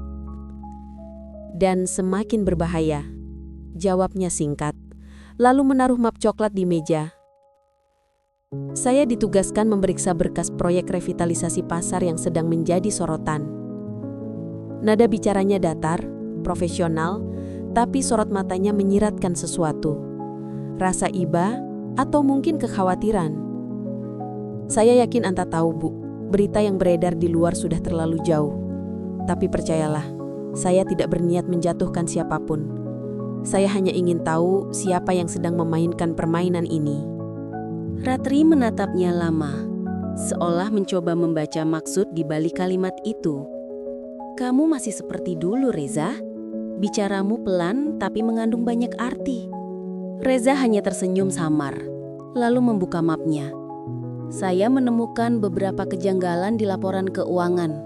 Ada transfer besar atas nama perusahaan Astragra Mitra, dan ada tanda tangan ibu di bawahnya. Ratri menghela napas. Itu bukan tanda tangan saya. Aku yakin tanda tangan itu dipalsukan. Saya tahu, jawab Reza cepat. Dan saya punya bukti. Kalimat itu membuat Ratri terperanjat. Reza mengambil ponsel dari saku jasnya, membuka folder foto, dan memperlihatkan tangkapan layar CCTV dari kantor bagian keuangan. Terlihat jelas, seorang pria menandatangani berkas di ruang kerja Ratri malam hari dengan pencahayaan temaram. Dan pria itu adalah Bram. Tapi sayangnya, video ini tidak bisa saya gunakan secara resmi. Sistem CCTV dinas sudah dihapus datanya, dan ini hanya salinan cache dari server lama.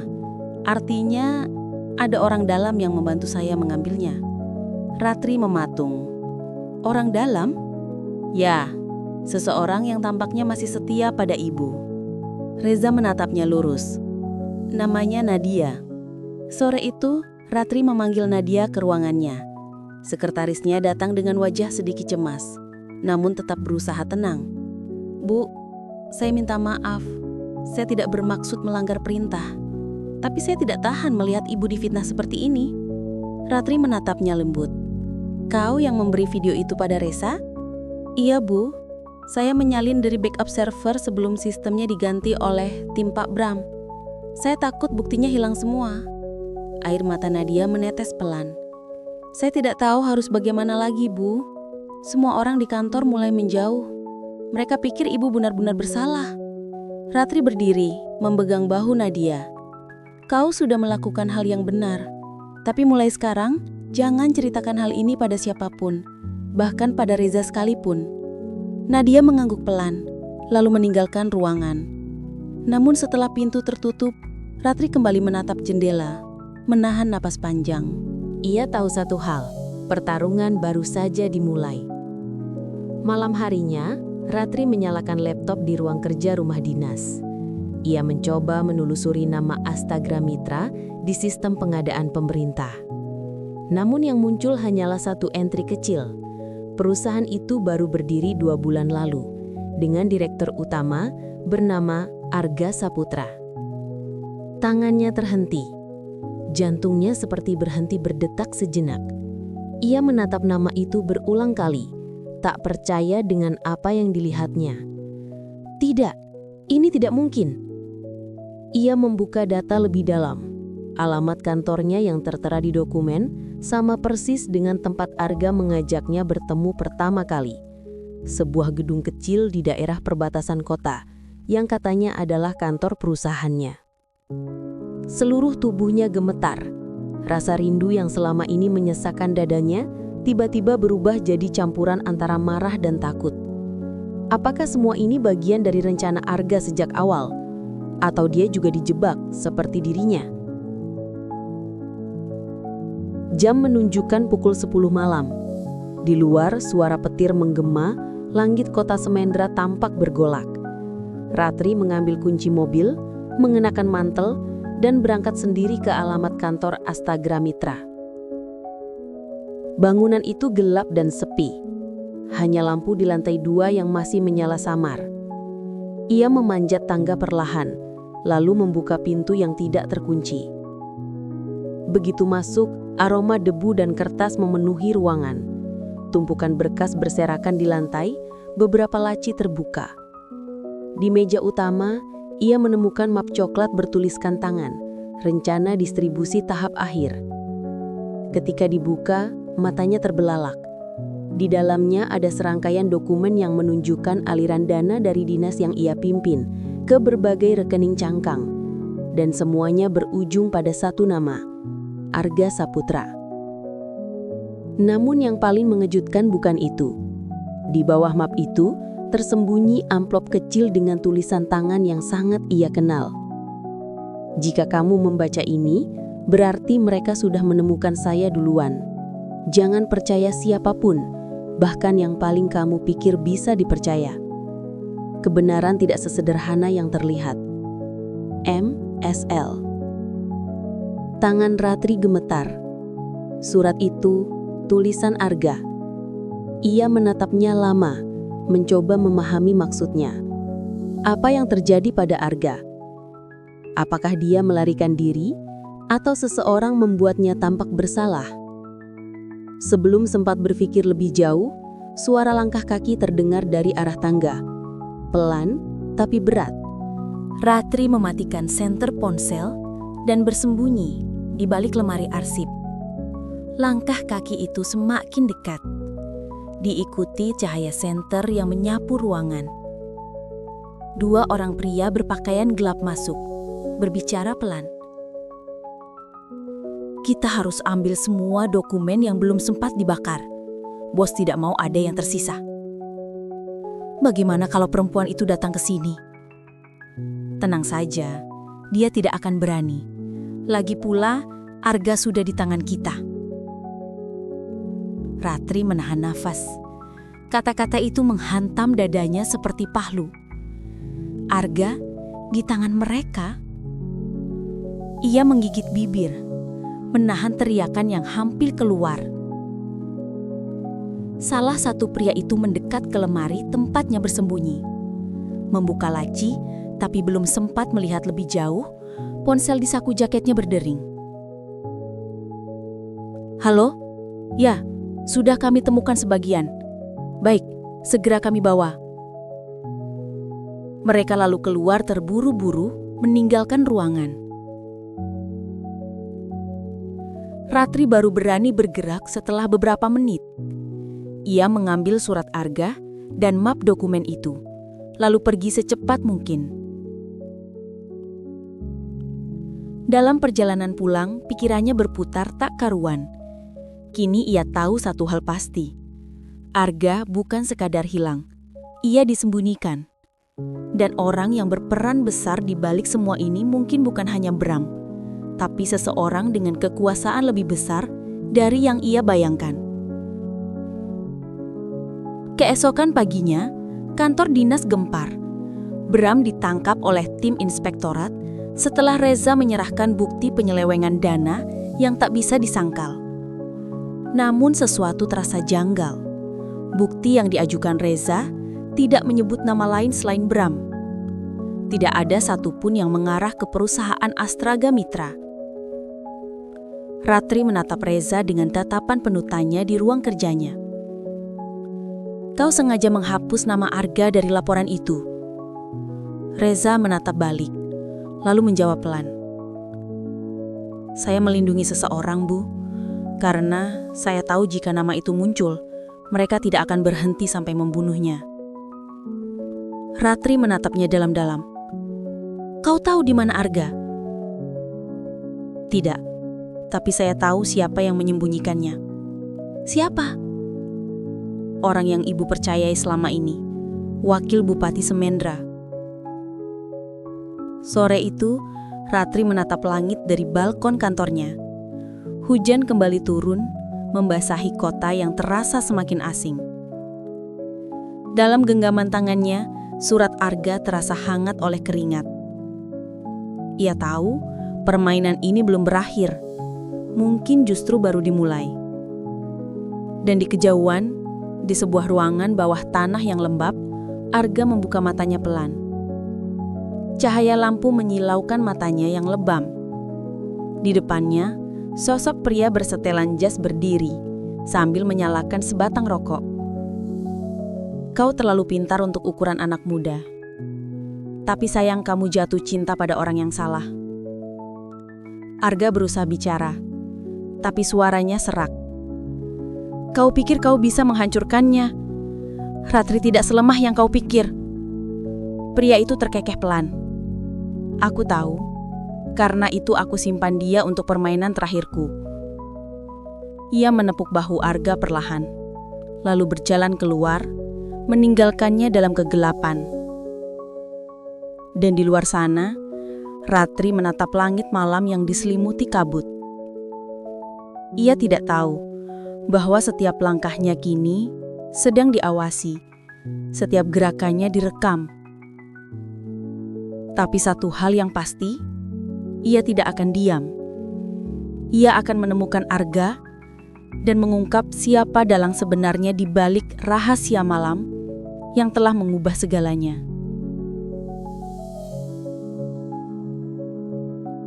Tiga hari setelah penangkapan Bram, kota Semendra terasa lebih sunyi dari biasanya. Langit seakan enggan memunculkan cahaya, dan angin yang berhembus membawa aroma lembab dari hujan yang turun semalaman. Namun di balik ketenangan itu, ada badai yang sedang tumbuh, pelan tapi pasti. Di ruang kerjanya yang luas, Ratri Kameswari duduk menatap layar komputer.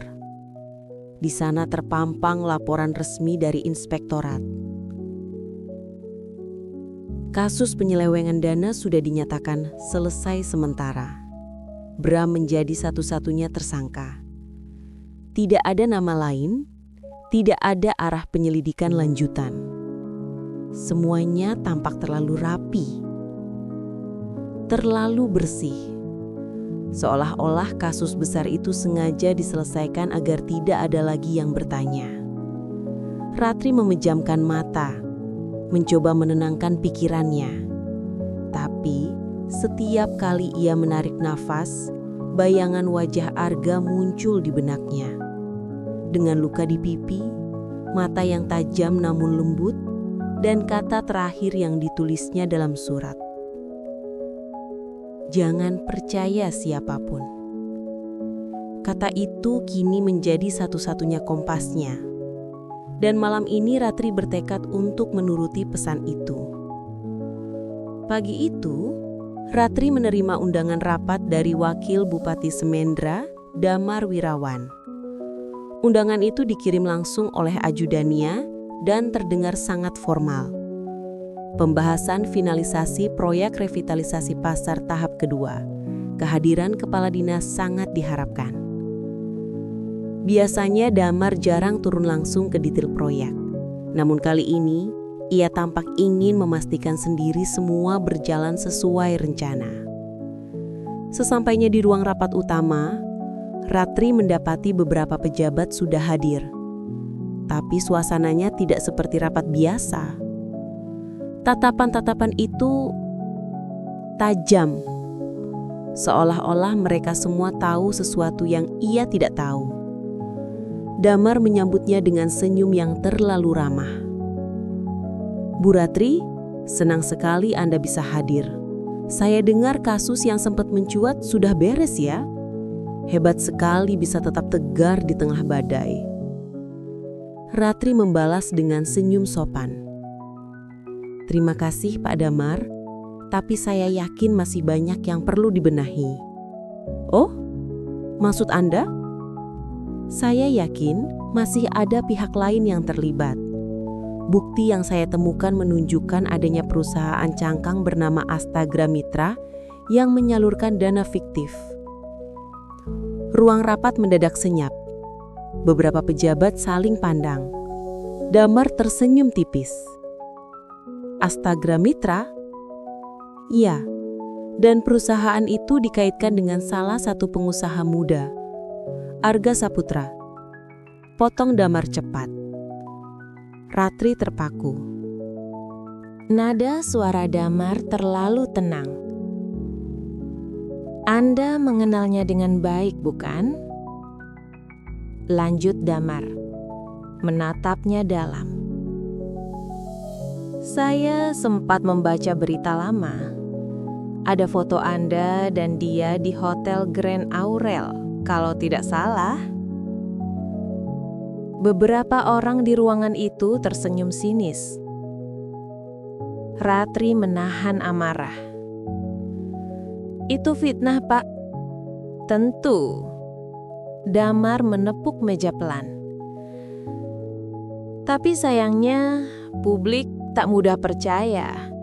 Dan yang lebih buruk, laporan keuangan proyek itu kini mengarah ke nama Anda sendiri."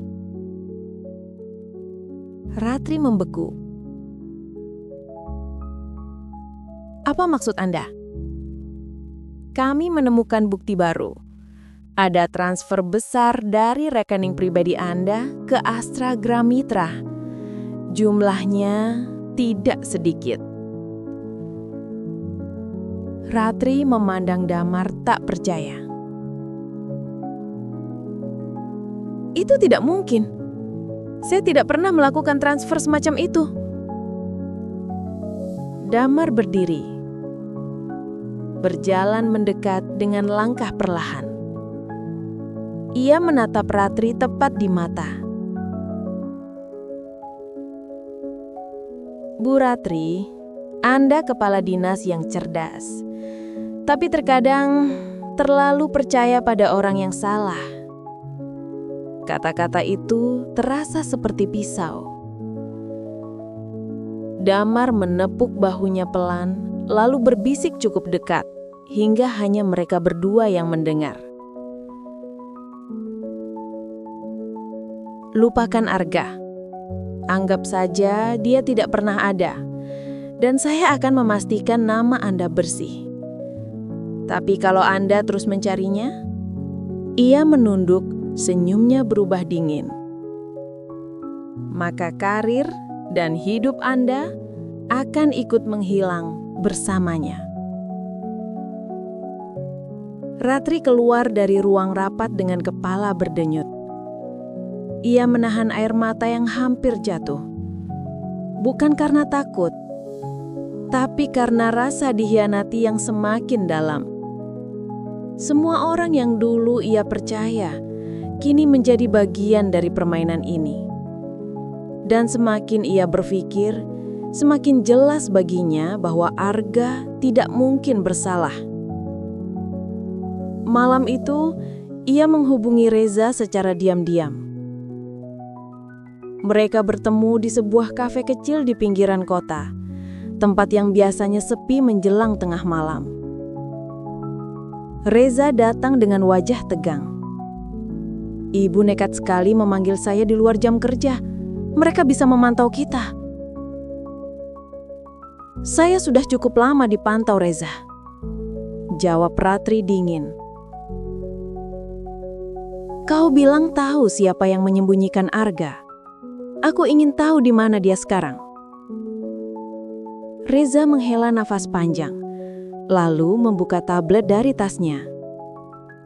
Ia menunjukkan peta kota dengan beberapa titik merah menyala. "Saya menelusuri sinyal ponsel Arga terakhir sebelum dia menghilang. Sinyal itu berhenti di wilayah barat kota, di bawah gudang milik PT Wira Sentosa, perusahaan yang kebetulan dimiliki oleh Damar Wirawan." Ratri mengepal tangan.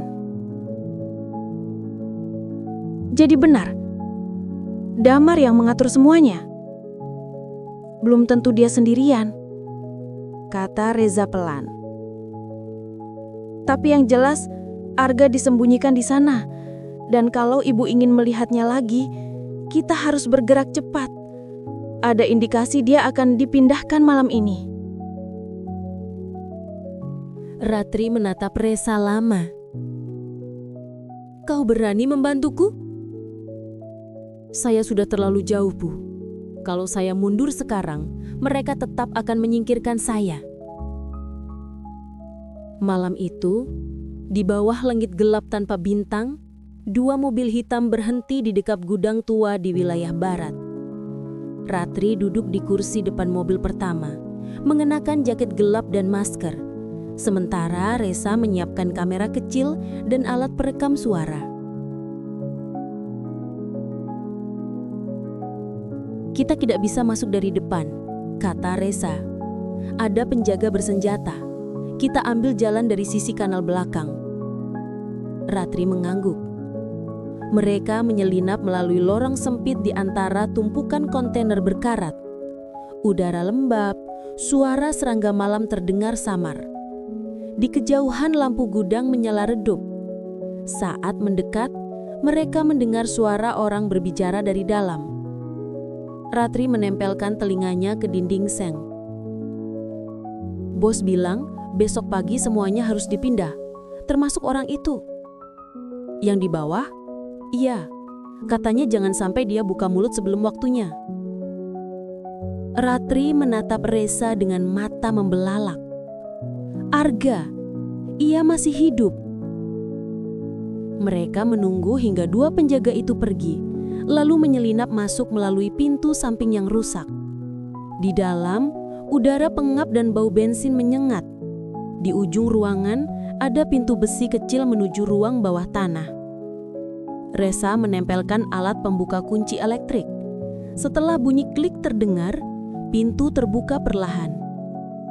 Dan di sana, dalam ruangan remang bercahaya kuning, duduk Arga dengan tangan terikat dan luka di wajahnya. Tapi matanya terbuka, sadar dan langsung menatap Ratri begitu pintu terbuka. Ratri, suaranya serak, hampir tak terdengar. Astaga Arga, aku kira kamu. Aku baik-baik saja, tapi kamu tidak seharusnya datang ke sini. Tiba-tiba suara langkah kaki terdengar dari atas. Resa menoleh cepat. Kita ketahuan, cepat keluar lewat pintu belakang. Mereka membantu Arga berdiri dan berlari ke arah lorong sempit. Namun begitu sampai di luar, cahaya lampu sorot menyilaukan mata. Belasan orang berpakaian hitam sudah mengepung mereka. Di antara bayangan itu, muncul sosok Damar Wirawan, berdiri dengan jas rapi. Meski malam dingin menusuk, ia menatap Ratri dengan ekspresi dingin namun tenang. Saya sudah bilang Bu Ratri, jangan mencari dia. Sekarang lihat akibatnya. Kau penjahat Damar, kau memanipulasi sistem, menjebak bawahanku dan menyekap Arga. Oh Bu Ratri, kau masih tidak paham ya? Ini semua bukan tentang uang, ini tentang kekuasaan. Dan kau terlalu bersih untuk dunia yang kotor seperti ini. Resa berusaha mengeluarkan kamera dari sakunya. Tapi salah satu anak buah Damar menghantamnya hingga jatuh. Ratri berteriak. Arga mencoba melindunginya, tapi tubuhnya lemah. Situasi nyaris tak terkendali, sampai tiba-tiba suara sirine polisi menggema di kejauhan.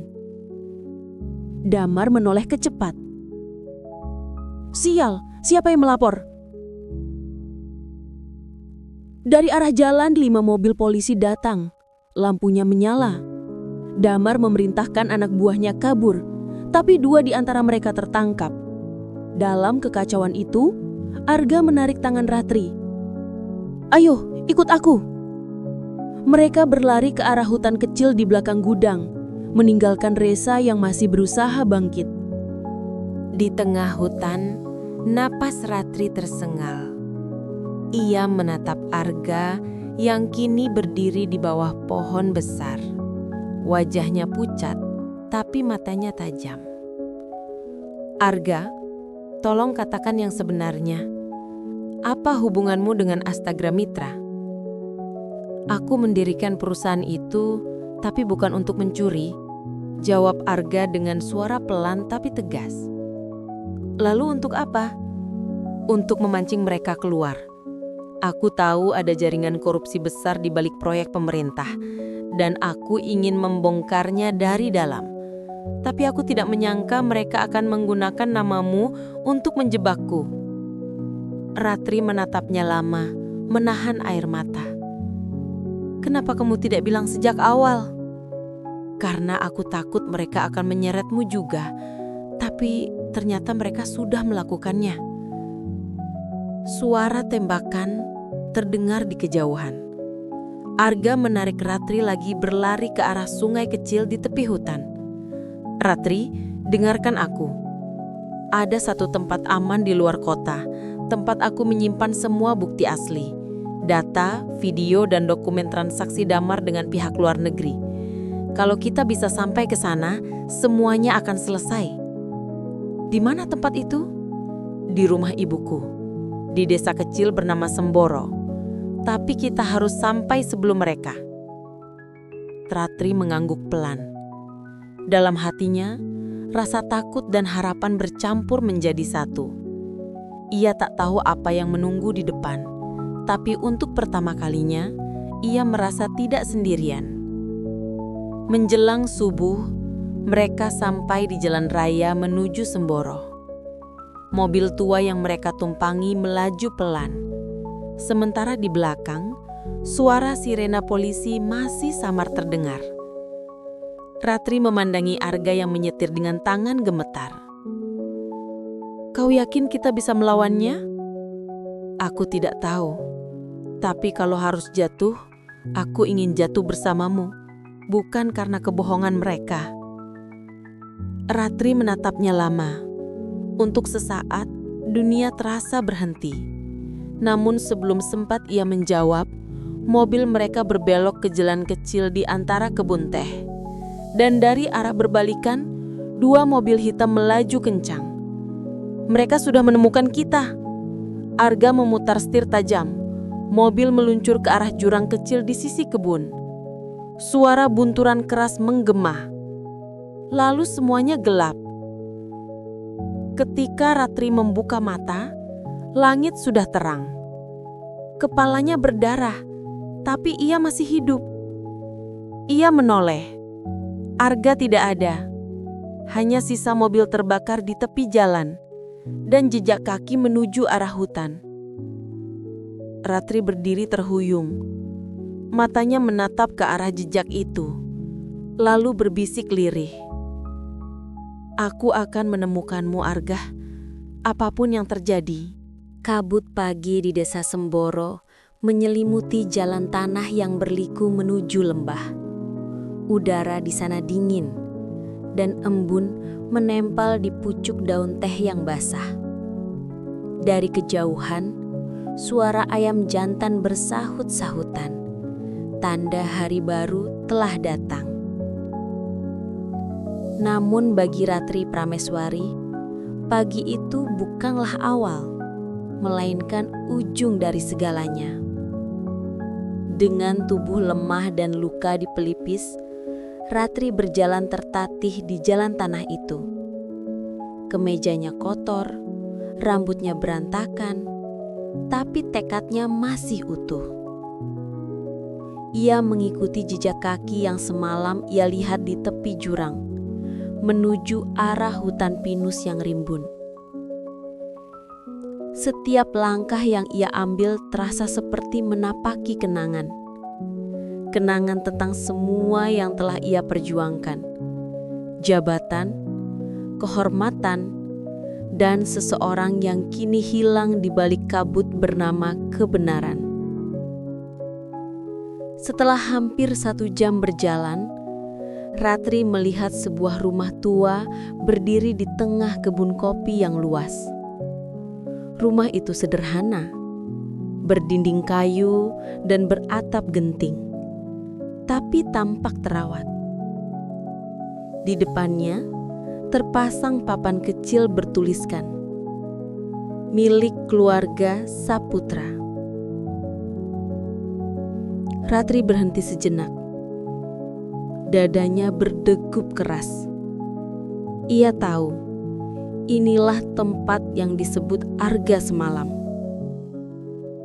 Pelan-pelan, ia mengetuk pintu. Tidak ada jawaban. Hanya suara angin yang menyelinap melalui sela papan.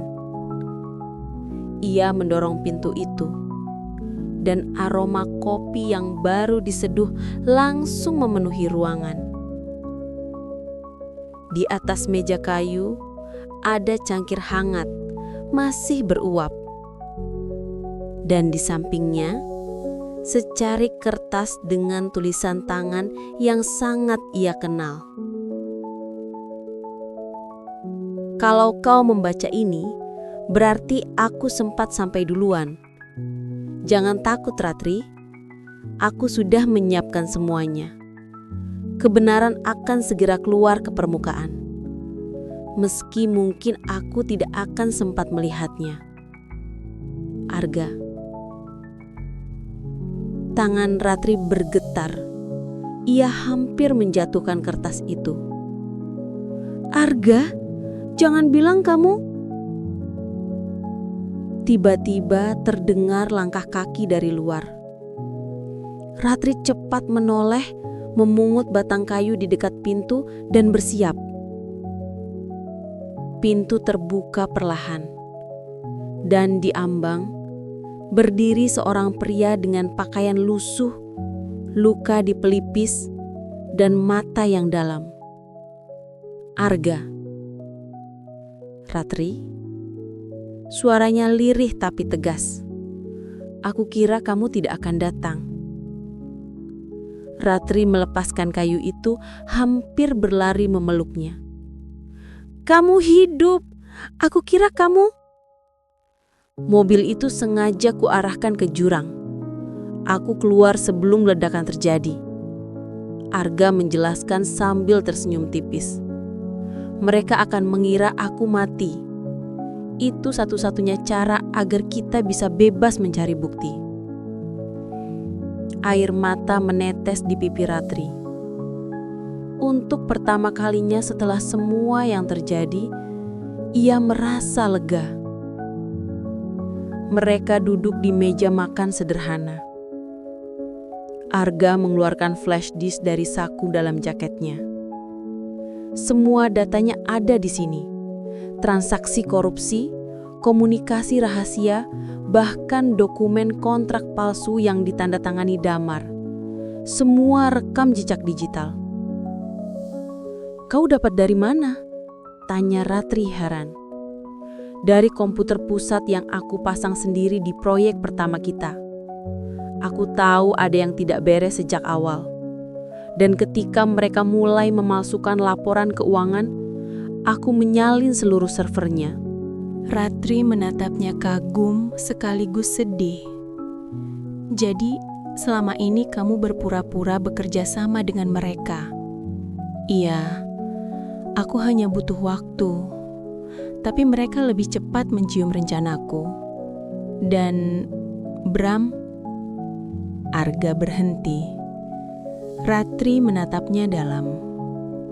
Apa yang terjadi dengan Bram sebenarnya? Bram tidak bersalah, kata Arga pelan. Dia ditangkap karena mencoba melindungiku. Sebelum polisi datang ke gudang, dia yang mengalihkan perhatian mereka. Tanpa dia, aku sudah mati malam itu. Air mata Ratri kembali mengalir. Semua kesalahan, semua kemarahan yang sempat ia arahkan ke Bram, kini berubah menjadi rasa sesak dan penyesalan.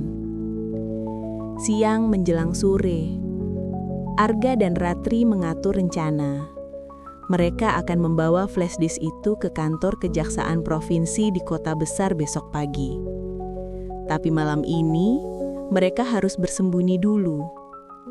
Ratri membantu Arga membersihkan lukanya, sementara Arga menyalakan api di perapian. Namun saat senja tiba, suara mesin mobil terdengar dari kejauhan. Arga menoleh cepat, wajahnya tegang. Mereka menemukanku. Ratri berlari ke jendela. 3 mobil hitam berhenti di depan kebun kopi. Orang-orang bersenjata keluar, dan di antara mereka, sosok Damar turun dengan tenang mengenakan jas gelap dan kacamata hitam. Damar, Ratri berbisik. Bagaimana dia bisa tahu? Karena aku yang mengundangnya. Suara berat muncul dari sudut ruangan. Ratri dan Arga menoleh. Dari balik tirai muncul Reza. Reza, kamu...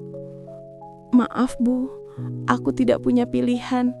Mereka menahan keluargaku. Kalau aku tidak bekerja sama, mereka akan... Sebelum ia sempat melanjutkan, Arga meninju meja keras. Kau menjual kami, Reza, setelah semua yang kita lakukan. Aku tahu, tapi aku tidak punya pilihan. Aku hanya diminta melacak sinyalmu. Aku tidak tahu mereka akan datang secepat ini. Ratri terdiam. Hatinya hancur lagi kesekian kalinya. Kali ini oleh orang yang ia percayai terakhir. Damar melangkah masuk tanpa tergesa-gesa. Tangannya bersih, aromanya wangi, kontras dengan lumpur dan debu yang menempel di wajah Ratri dan Arga. Kita bertemu lagi, Bu Kepala Dinas. Lama juga saya menunggu saat ini. Ratri berdiri menatapnya, tanpa gentar. Kau tak akan lolos, Damar. Semua bukti ada di tangan kami. Ah, flash disk itu. Kau pikir aku tidak tahu? Aku sudah kirim orang untuk menghapus semua salinan digitalnya. Sekarang, satu-satunya salinan ada di sini, di rumah ini. Dan aku akan pastikan itu lenyap malam ini. Arga melangkah maju. Kalau begitu, kau harus melewati aku dulu. Damar tertawa kecil. Ah, Arga, kau masih idealis seperti dulu. Tapi kau lupa, semua ini tidak akan berhenti di sini. Bahkan, jika aku jatuh, ada yang lebih besar di belakangku. Kata-kata itu membuat Ratri tercekat. Maksudmu? Jaringan ini bukan milikku saja. Aku hanya satu simpul kecil dari sistem yang bahkan kau tidak bisa sentuh. Jadi, pikirkan lagi, Ratri. Mau mati malam ini? Atau menyerah?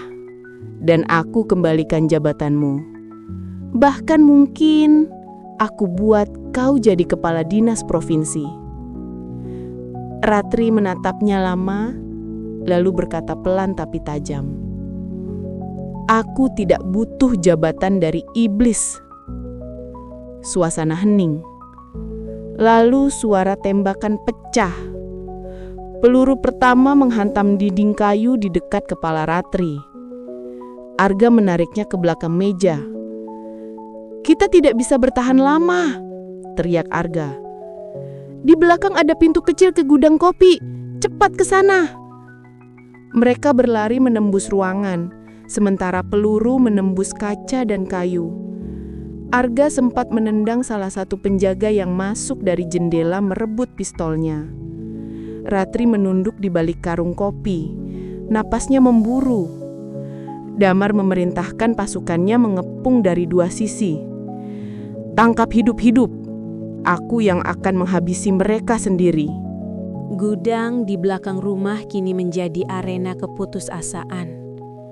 Arga mengunci pintu dari dalam, lalu menatap Ratri. Kita tidak punya waktu. Flash disk ini satu-satunya bukti. Kalau mereka dapatkan, semuanya selesai. Kita harus menyelamatkannya, kata Ratri cepat. Ada sungai di belakang bukit. Kita bisa sembunyikan di sana. Tidak, Ratri. Mereka pasti mengejar. Arga menatapnya dalam, lalu tersenyum pahit. Aku tahu apa yang harus kulakukan. Ratri menatapnya bingung. Arga, jangan lakukan apapun yang gila. Kau harus pergi. Sekarang. Arga memasukkan flash disk itu ke dalam kotak logam kecil, lalu menyerahkannya padanya. Pergi lewat pintu belakang, lewat jalur kebun. Jangan menoleh. Ratri menggeleng keras. Aku tidak akan meninggalkanmu.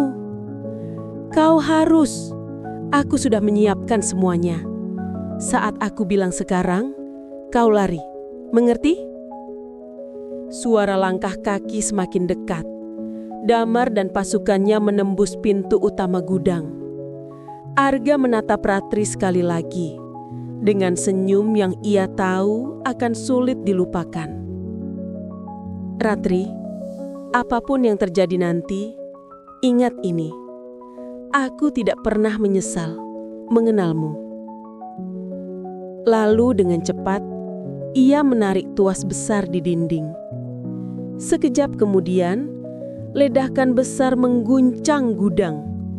Api membumbung tinggi, menghancurkan segalanya. Ratri terlempar keluar melalui pintu belakang, jatuh ke tanah keras. Ia menoleh dengan mata berlinang, melihat api melalap seluruh bangunan, mendengar teriakan orang-orang, dan di antara suara itu, nama yang keluar dari bibirnya hanya satu. Arga! Pagi berikutnya, petugas pemadam kebakaran menemukan reruntuhan gudang kopi yang hangus. Tidak ada yang tersisa selain abu dan tubuh-tubuh hangus tak dikenali. Namun dari semua itu, satu hal yang tidak ditemukan. Tubuh Arga. Hanya pistolnya tergeletak di antara arang dan debu. Dan begitulah kisah antara Ratri Prameswari dan Arga Saputra berakhir. Bukan dalam pelukan, tapi dalam perjuangan. Mereka berdua tidak menang melawan dunia, tapi juga tidak kalah. Karena yang mereka menangkan adalah hati nurani mereka sendiri. Ratri kehilangan jabatan, tapi menemukan kembali arti hidup. Arga kehilangan segalanya, tapi menyelamatkan kebenaran yang nyaris padam. Dan cinta mereka, meski tak bersatu di dunia yang sama, tetap hidup menjadi cahaya yang diam-diam menuntun langkah banyak orang. Kadang, cinta tidak harus memiliki bentuk bersama. Cinta sejati justru lahir ketika dua hati berani memilih kebenaran, meski harus saling melepaskan. Sebab yang paling indah dari mencintai bukan tentang menggenggam erat, melainkan berani melepaskan tanpa kehilangan makna. Kisah ini mengajarkan kita bahwa hidup tidak selalu memberi apa yang kita mau, tapi seringkali memberikan apa yang kita butuh, agar kita belajar bahwa jabatan bisa hilang, harta bisa musnah, tapi integritas akan selalu menjadi warisan yang abadi. Jadi, jika suatu hari kamu merasa perjuanganmu sia-sia, ingatlah kisah Ratri dan Arga. Mereka bukan pahlawan di mata dunia, tapi mereka tetap memilih untuk tidak berkhianat pada nurani sendiri. Karena pada akhirnya, kejujuran mungkin membuatmu berjalan sendirian, tapi di sanalah kamu akan menemukan dirimu yang sebenarnya. Terima kasih sudah menonton kisah ini bersama Kisah Luna. Jika kamu merasa tersentuh, tulislah kota asalmu di kolom komentar sebagai tanda dukungan. Jangan lupa untuk subscribe, like, dan nyalakan lonceng notifikasi agar kamu tidak ketinggalan kisah berikutnya. Kisah yang mungkin akan membuatmu menangis, tersenyum, dan kembali percaya bahwa cinta dan kebaikan masih ada di dunia ini. Sampai jumpa di video berikutnya, karena setiap hati selalu punya kisah yang pantas untuk diceritakan.